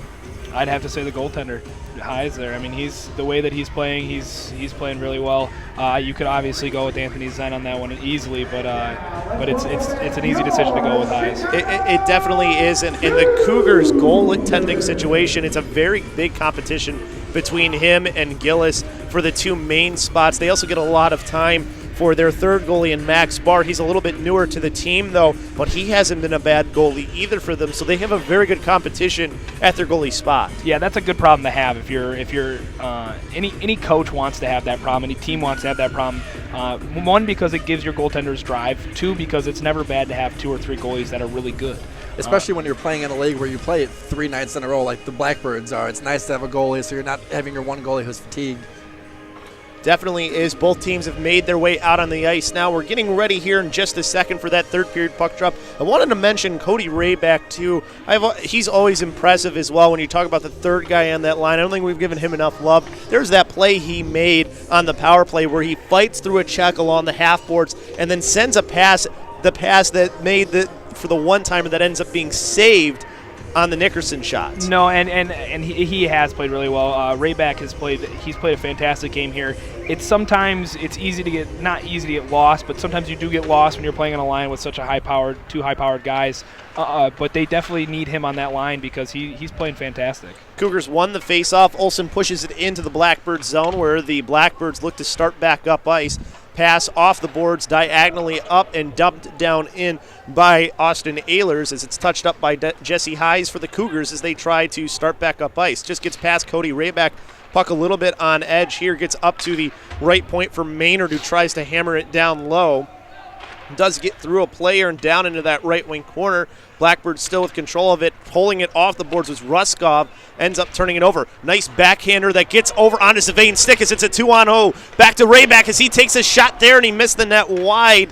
I think the direction finder was off a little bit there, but it was going to be a save either way with the blocker side as this one back into the zone comes right back to Rayback as he looks for a pass to the near side. Good defense, stops it and slows things down. Cougars making a few changes. Zavain and Rayback in 2-on-0. You got to think that's not an opportunity they're going to not score on too many times. Yeah, and you could tell that Zavain, when he made that pass, was looking for that puck back door.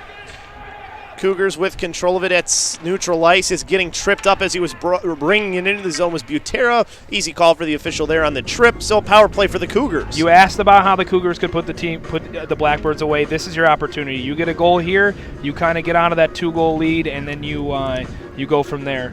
But I believe here what we're going to see is the trip. He's just coming into the zone here, gets the puck.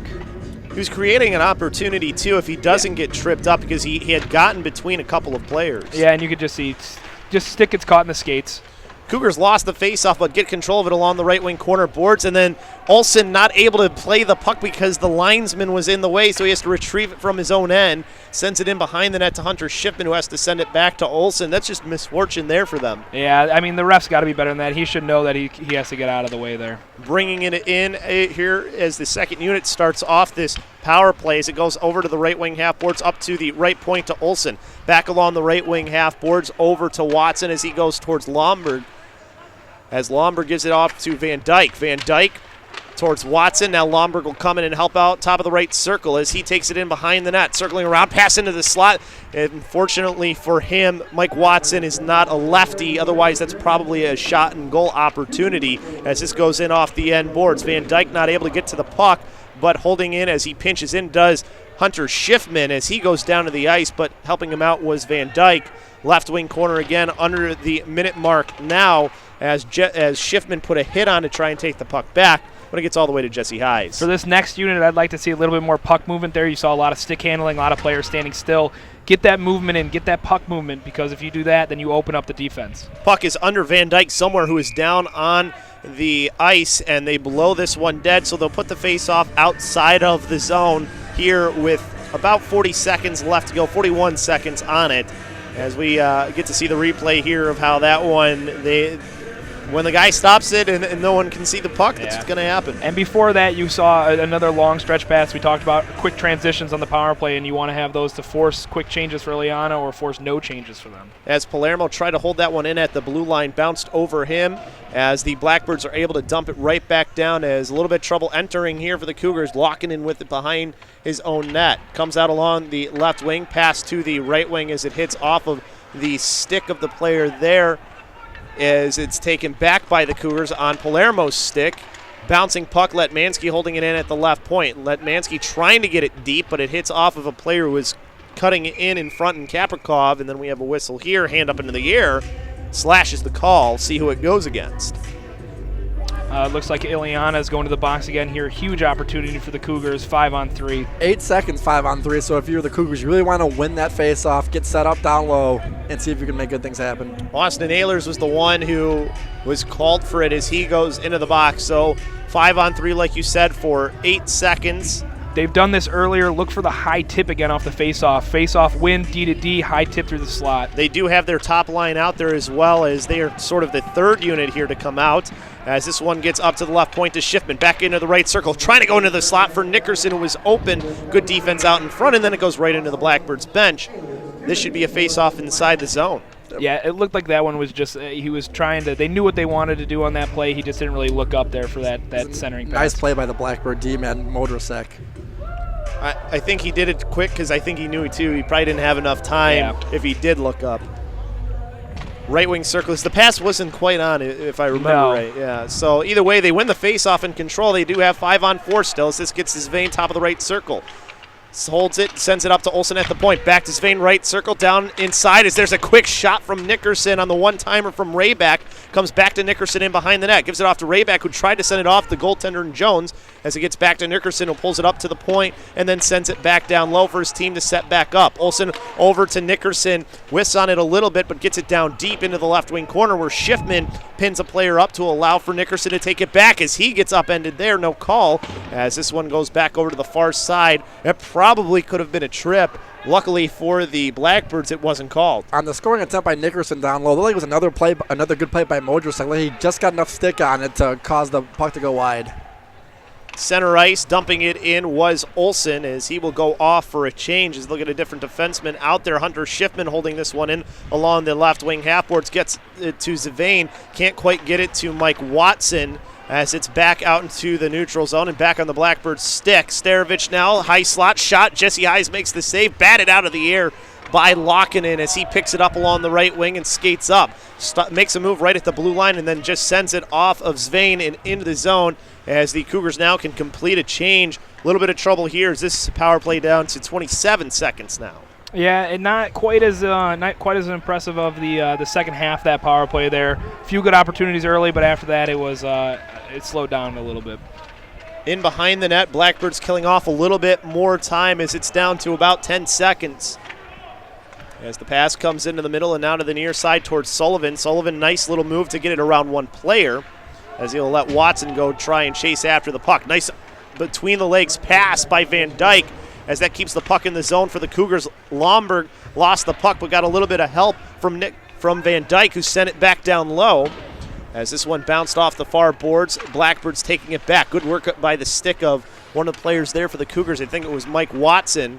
As this one sent back out by the Blackbirds as they have a bit of a 2-on-2 here. Trying to go around Olsen, who seals him to the outside, but a pass into the slot. Save made by Hayes on the opportunity in the middle. I think that pass got there a little lucky. He was just looked like the puck was just trying to get thrown to the middle of the ice, thrown towards that net, and it just happened to sneak through a couple players. Vifia with the good opportunity that came off, but Hayes was ready for it as this comes over to Van Dyke along the near half boards. Van Dyke trying to find a place off, trying to take it off the boards too. It's kind of stuck there like Velcro before the Blackbirds came in and were able to get it.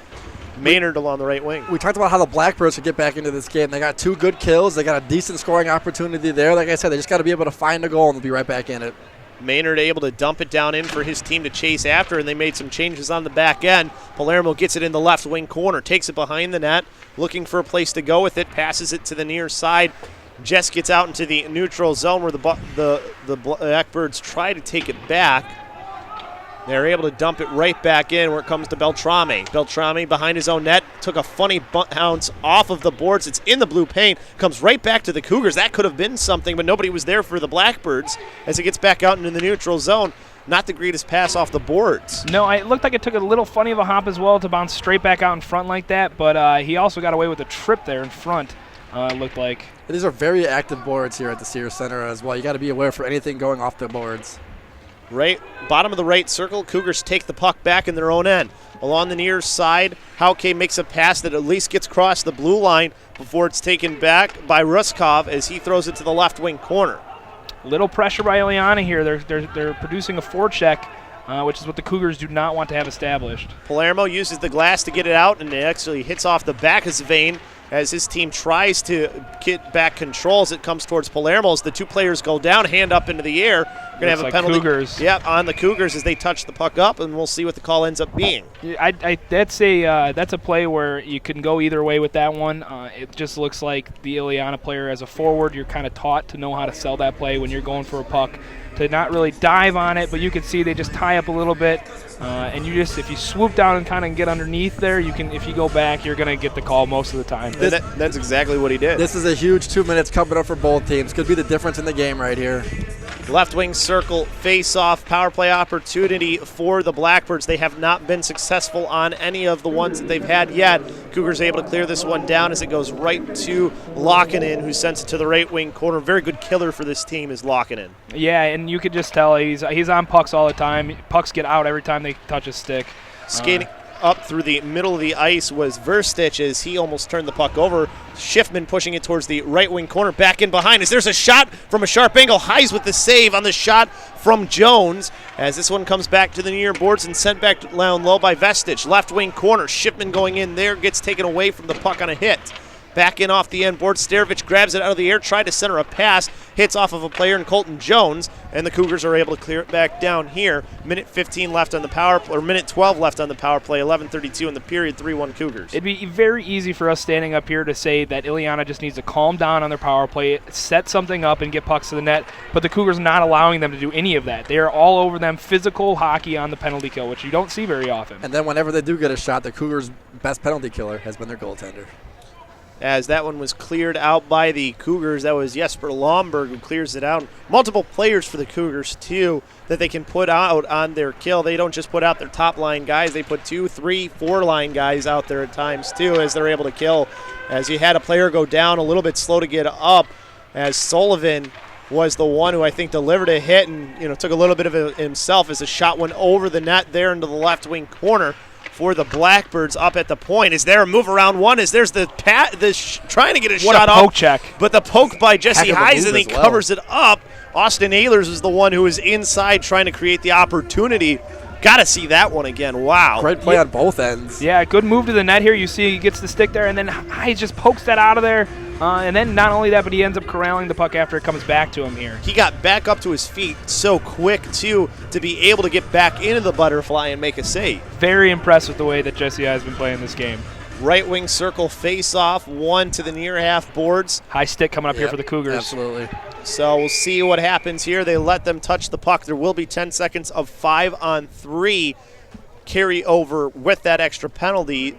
So a little bit of time, but not a whole lot. You have to win the face-off, too, if you want to even try to take advantage. Very similar situation to what the Cougars just had down at the other end. Short time with the 5-on-3. You really want to win the draw and get something set up after it was a clear high stick. It was a good call. And I promise to not say good things about Lockenden again, because now he's the one who got the high stick and goes into the box. Yeah. So maybe, well, I mean, sometimes things like that happen. You're going for a puck and you just happen to miss it, or you get your stick lifted a little bit and your stick gets up. It wasn't. Nothing was intentional on that one. The dreaded announcer jinx strikes again. Right wing half boards up to the right point to Maynard as he toes the line here towards the right half boards. Player comes out. We're back to 5-on-4 hockey as it's Palermo as he comes inside. Back up to the right point here. Poya with the puck as he looks for a place to go. Goes along the right wing half boards to Kaprikov as he gets up towards the point. Play. Nice stick by Gavin Nickerson and knock it into the neutral zone.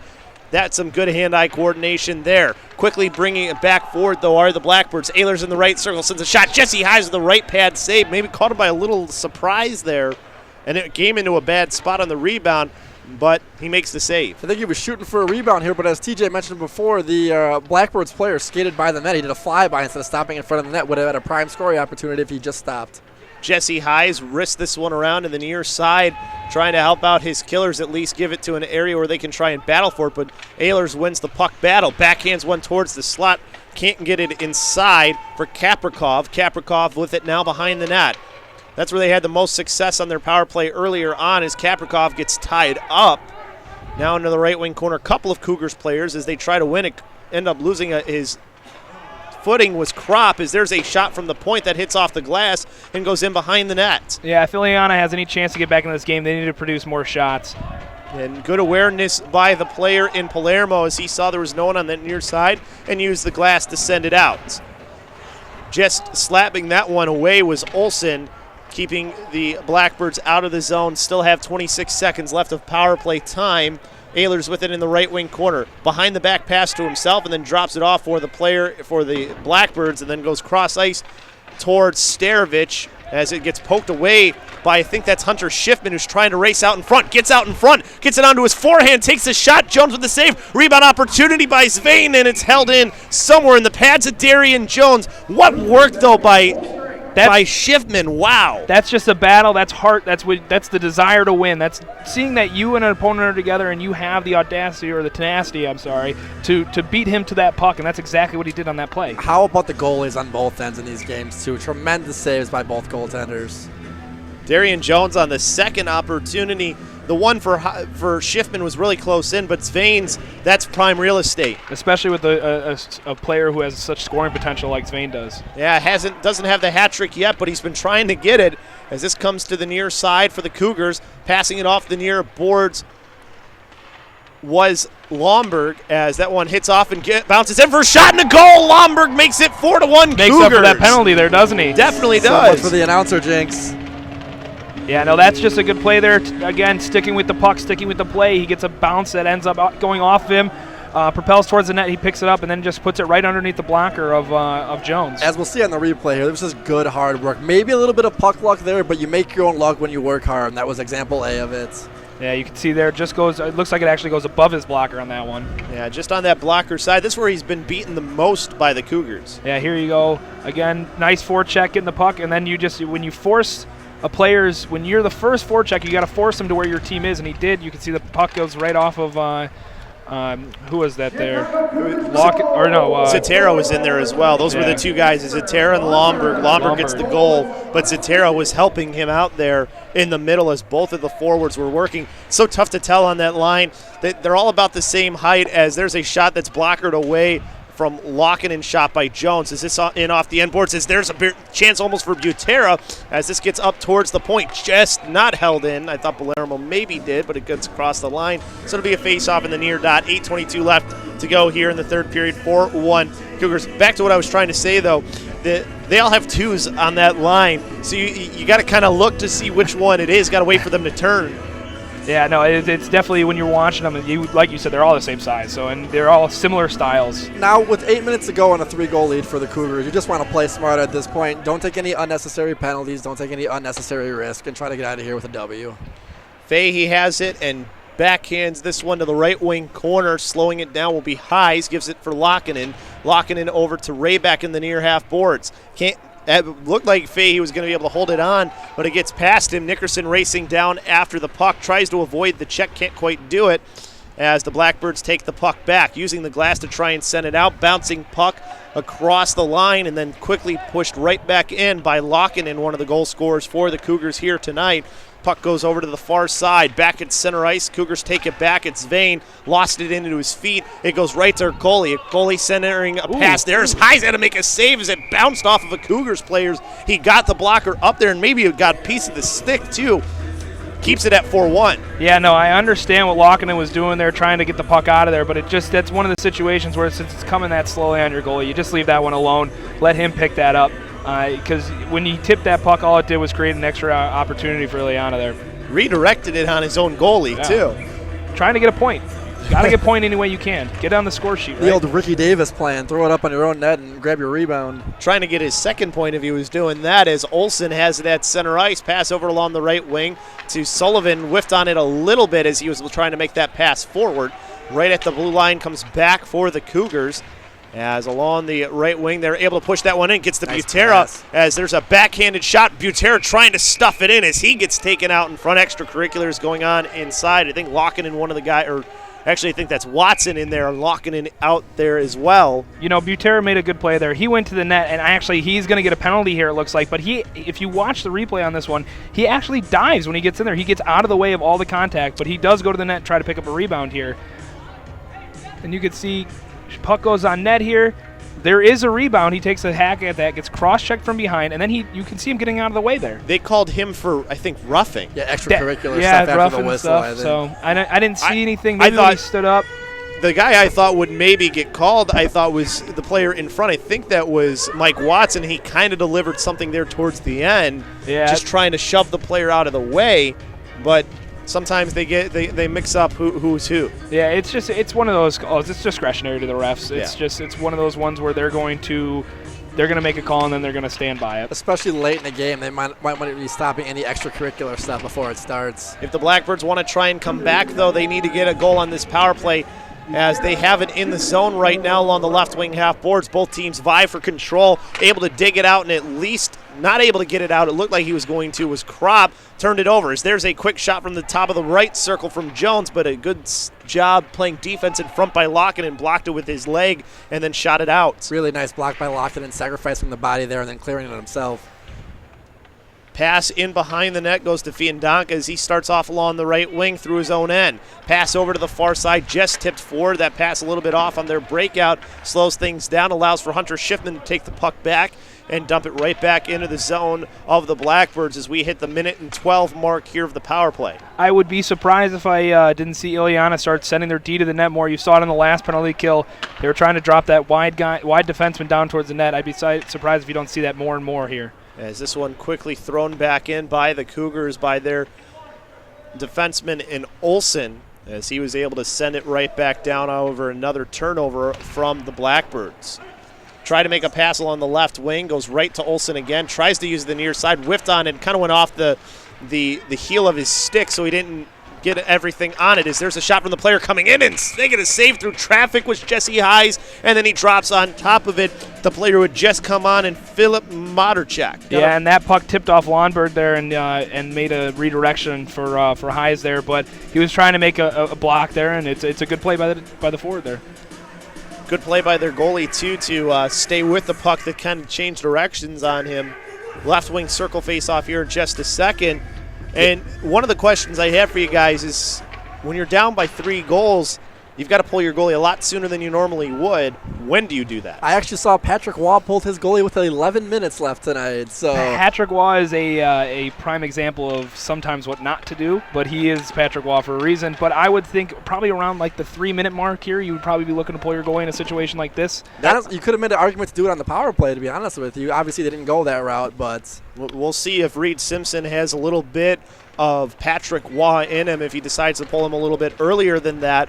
But we'll have to wait and see, as along the left wing bringing in and getting taken out was Poya, but his team battling for control of the puck. It gets in towards the slot. Player just came out of the box, and Butera, he chases after it into the right corner. Gets out in front, sends a shot forward, but he missed the net wide as he gets taken out after his shot.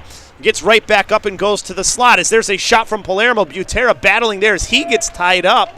That could have been called something there as he was definitely held. Locking and circling around, lost the puck off of his stick back into the left wing corner where Palermo comes back and sends it to the near side. Really good kill by the Cougars there considering the situation. You don't want to let the Blackbirds back into the game, and they made sure they shut down the power play for the Blackbirds.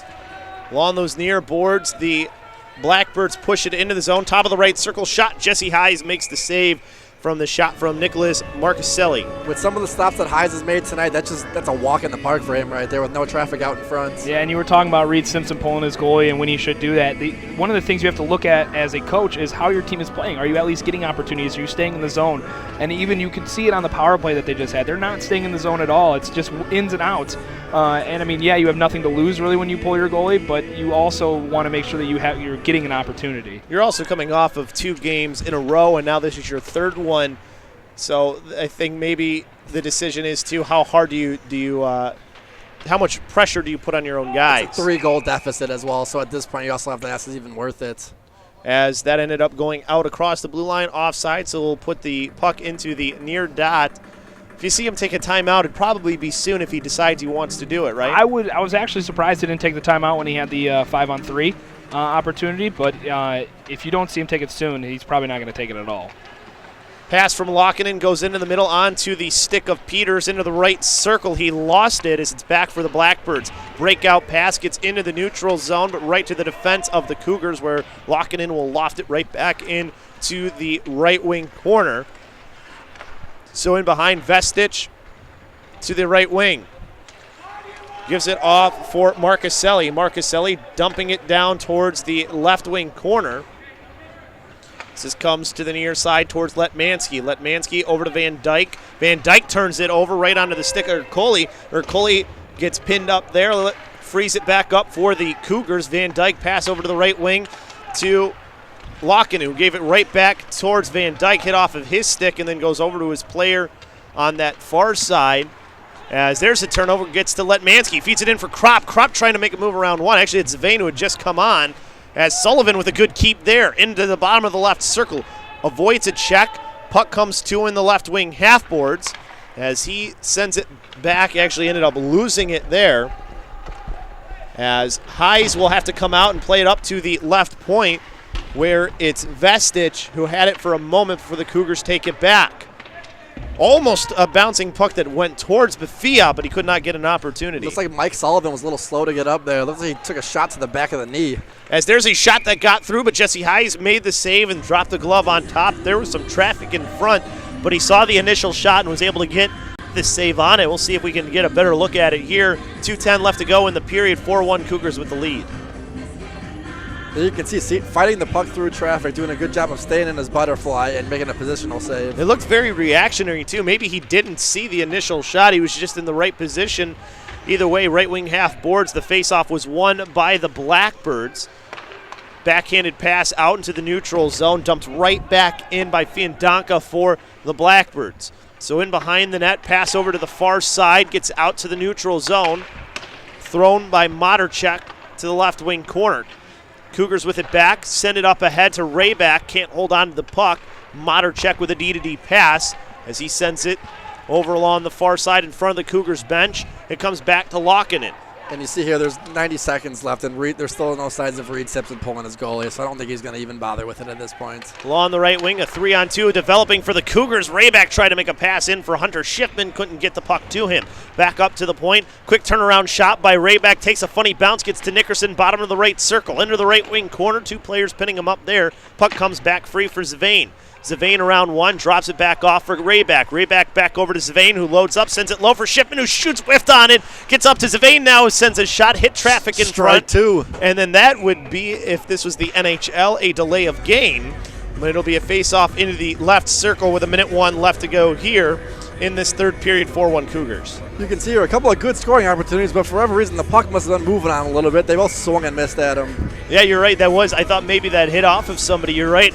Again, off the heel for a player on the Cougars. I feel like it was Nickerson. Nickerson's not going to miss too many of those, but I guarantee you he wishes he would have had that one back. Left wing circle faceoff won by the Cougars, as having it momentarily was Butera.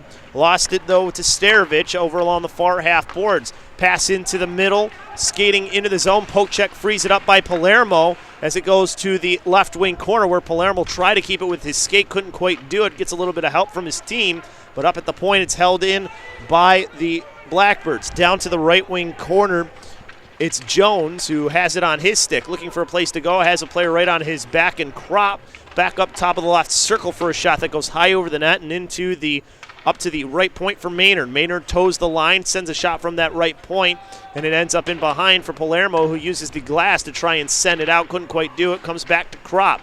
Kropp almost with the turnaround pass to break out. Now gets it right back from his team, as they have a bit of a 2-on-3 not in their favor developing. Palermo right at the center ice line on the far side, had the puck on his stick, and that does it for this game. 4-1 in favor of the Cougars. This finishes out a big win for them. They stay pace with the Dells Ducks, get a win against the team that they had just split with as well. So if you take this weekend and last weekend, 2-1 for that series over 3 games. And I think the Cougars have to be pretty pleased with their effort tonight. A 4-1 victory. Started out a little slow, but they came on strong in the second period. A little bit of back and forth in the third period, but they were able to keep the Blackbirds at bay and had a fairly easy 4-1 victory. I think they'll see I think they have maybe one more time with the Blackbirds. As you'll see, they'll thank their fans who are in attendance for the Cougars tonight, as they do every time when they're here or even at the Leaf Center. They always make sure to thank their fans.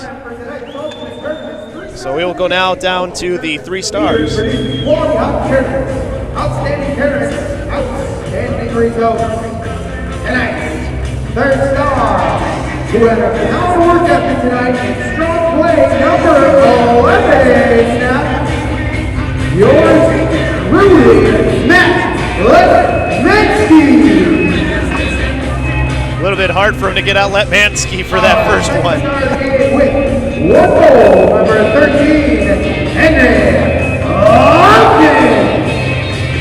Walking in with one of the goals in this game, he gets that 2nd star. And our 1st star with 2 goals, number 17, Anthony Smain. And I think no surprise who the number 1 star is when you hear that. Spain getting the number 1 star. And that, when you score 2 goals, most times you're going to be the number 1 star. A little disappointed that Jesse Ace didn't get rewarded with one of the stars. I thought he was fabulous tonight, had all the answers when he needed them. Saw 23 of 24 shots. We are going to go to ice level now as we go for the interview. Guys, I am here with Jesse Hise, the winning goaltender tonight. Jesse, great game tonight first off, but I want you to quickly, what did you think about the performance? I thought it was pretty good overall. I think our team played very well today, and they played good in front of me, helped me out. Yeah, a couple big penalty kills that you guys had early on in the game. Do you think that gave you guys momentum that you carried forward throughout the rest of the game? Yeah, definitely. Those penalty kills they're big when you kill them off. So. And most importantly, there you had a few second and third chance opportunities in front of you there. When you have that going on, what's going through your head there? You know, I try to make the first save as best I can, and then just fight off the rest of them. Just stay with it, and you know. All right, and then going forward for the for your next games here, what do you guys think what do you think the biggest key for your team is coming up here? Play our game. When we play our game, we're the best team in the league. Absolutely, it's good to hear, Jesse. Thank you for the interview, and back to you guys. Thank you very much, TJ, as TJ was there with the goalkeeper for the Chicago Cougars and Jesse Hise. And Nick, when you look at this game, started off really slow, maybe just because they hadn't had as much time on the ice as they would have before this game that they wanted, but they come out in the second and third periods and pretty much dominated. 32-24 is how it finishes up for the shots on goal in this game. I mean, when you look at it from the second period on, that's 14 shots. Yeah, absolutely. It was like kind of we mentioned throughout the broadcast as well. I think the special teams made a difference in this game. The Blackbirds had a couple of chances to get back into the game in the third period, and every time the Cougars penalty kill stood tall. And there really weren't even that many great chances, to be honest with you. And whenever there were, Jesse always had the answer, as TJ just spoke to right now. So really, yeah, like I mentioned earlier, it was a pretty strong performance for the Cougars. I think Brad will be happy with their effort moving forward as well. Yeah, and TJ, I thought it was kind of a really awesome statement from Jesse Hayes about they're not shy to think that they're the best team. No, not at all. I thought that was great for him to say that. That's a bold statement for a goaltender to make. Yeah, a goaltender too, and Jesse is not one of the loudest guys on the team, but there's definitely, I think, a presence to him. He's got that quiet confidence, and to play goaltender, all eyes are always on you. You have to be confident in yourself and as well as your teammates in front of you. No, and goalies not necessarily are the most vocal guys in the locker room, but when they talk, most guys listen. And so when a goaltender like that makes a statement, his teammates are going to listen to that. And they have some really big games that are going to be coming up soon as we watch some of the highlights here from this one. But we want to go and take a look at that schedule because this is where things are really starting to get interesting as we're getting down towards the end of this one as we watch some replays here, guys. Yeah, and it just looks like this is one where nice defensive play there. It just looks like it's a simple, quick up and out, good play. Oh, and then on top of that, you could just see play keeps going on here, puck goes into the zone, and then this is the turnover where you get that last goal there. It's like you mentioned earlier, TJ, the first guy on the forecheck is supposed to guide the opposing player into help from his teammates, and that's what happened. And the Blackbird tried to pinch it out, and he was unable to, and it led to the goal. Yeah, and here's the upcoming schedule. We got Lewis University. They're playing at Lewis. I'm not quite sure. Is that we count that as a league game at all? Or? That will be that's just a exhibition game. Yeah, and then Dells Ducks. But that's the big game, and I think that's why they put that on the schedule. Maybe they didn't have as much time, and they wanted to have that extra skate beforehand for that big game. When you look at it in the standings with the win here tonight, that moves the Cougars to 63 points. Yeah, it's 63 points. That puts them on top of the division. 1 point away. 1 point. Oh, is it 1 point away? Yeah, because 64 is where the Dells Ducks are right now. So obviously, as we talked about that game coming up on Friday the 15th, it's going to be just a giant game in the standings. Well, that whole weekend actually is because they play the Magicians after that, who, if I'm correct, are sitting right behind them in the standings. Yes, and then the Magicians, who are sitting at 60 points. Yeah, so that's a huge weekend for the Cougars. It was like you talked about. So maybe get Lewis in there, a bit of an exhibition game. Try to get your confidence up heading into those three gigantic games in the standings right in a row. But those are the three games when you look at it, and maybe that's part of the reason why there's such a strong statement from Jesse Hayes, because he knows what's coming up next, these next couple games. Now, they would probably never admit to it, but TJ, Nick, you'd have to think their eyes are on those next three games. Those are the top teams in the league. 100%. It's hard to come into a game where you're playing a team that is sitting last in the standings and not kind of think that you're going to come in, and if you play your game, you're going to beat them. And to think ahead to your next competition, the next teams that you're playing, especially when you're playing the next two teams that are ahead of you and behind you in the standings. It's hard to not come in and not think that what your performance here tonight is going to do for your confidence going forward. Now, with that being said, they still did a really good job today of coming in and taking care of business against a team that they should take care of business of. So now they can try to look forward and move on to bigger and better things. For Ileana, for them, they were just about to get back to 500 if they would have had a win, but now they moved to 17 and 19 and 1. They're quite a bit behind the Forest Lake Lakers for that next spot, for the 5th spot. But they're definitely solidified themselves that they're a team now that you can't be easy on, especially when you saw that first period from them. They were right with the Cougars.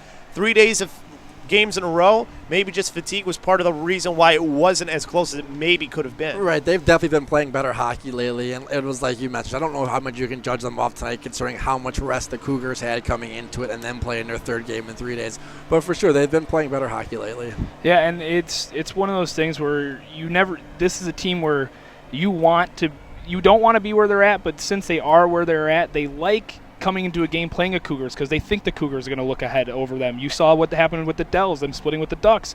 That's a big thing. You can go into games knowing that teams might overlook you a little bit and take you lighter for that. And they're coming in with no pressure on their shoulders either. They can just go out and try to play hockey and, like TJ said, try to play the spoiler role. Right, nothing to lose. One more look at the schedule here for the games. Again, big weekend coming up, 15th, 16th, 17th. First the Dells Ducks, SCV Magicians. We won't have the SCV Magician games or the Dells Ducks one, so we get a little bit of time off here, but then we have a bunch of games at the Sears Center. The next one being against the Wisconsin Rapids River Kings. That's another team, guys, that's right in the thick of things in the 4th spot in this league. Yeah, and these are teams, this is the stretch of the schedule that's going to be tough for the Cougars. You can't take any team lightly. You can't take any days off here. I would actually not be surprised if you saw a few guys get rest against Lewis, just to kind of, gear them back into playing again, because that's a long weekend coming up. You're the team that now has to play 3 games in 3 days after that. And at the same time, with the stretch run coming up, you want to be playing an important game. So this is where they want to be. They want to play in games that matter, and that's where they are. Especially with your goaltender's confidence riding as high as he is lately. Absolutely. As we watch a couple of the saves he made here, this is a sequence where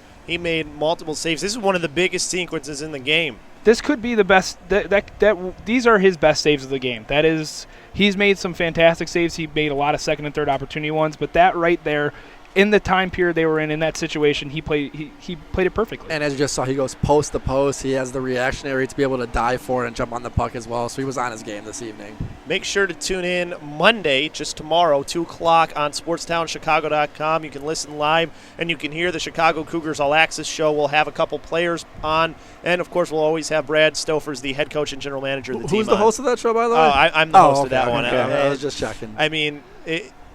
It's all right. It's a fun time. If you want to listen in, be sure to do that tomorrow, though. It's always fun to get these guys the reaction after they've had a day of rest and to look forward to what they have going on. It's always nice to have them coming off a win as well. Yeah, and the best insight you can ever get into a team is when you're talking to the players on the team. You can tell what's going on in the locker room. There's no problems going on. How does it feel to be in a winning situation? How does it feel to have Brad as your coach? All of that kind of good stuff. Yeah, and he's not, and usually they're on the phone and he's not right next to them, so they can be honest if they really need to be, Yeah, he's probably listening, though. I'd be careful exactly what you say.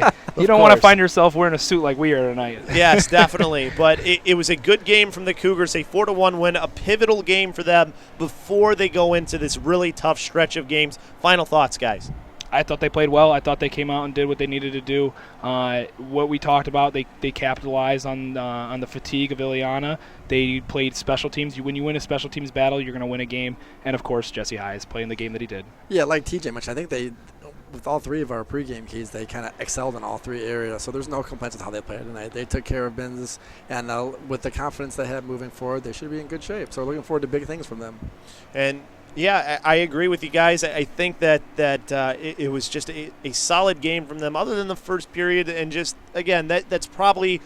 You had those 2 extra days of rest. You didn't get that 1 day of skating beforehand that you maybe would have wanted. So maybe that's why you start off a little bit slow. But they showed why they're one of the best teams in this league. We want to say thank you to our crew for tonight. Dr. Pete Ferreri directing everything for you. Chris Hamilton on the cameras. And obviously, thanks to Nick and TJ for being here as well. But that's going to do it here for us. A 4-1 win over the Ileana Blackbirds for the Chicago Cougars. And we'll see you next time on SportsTownChicago.com.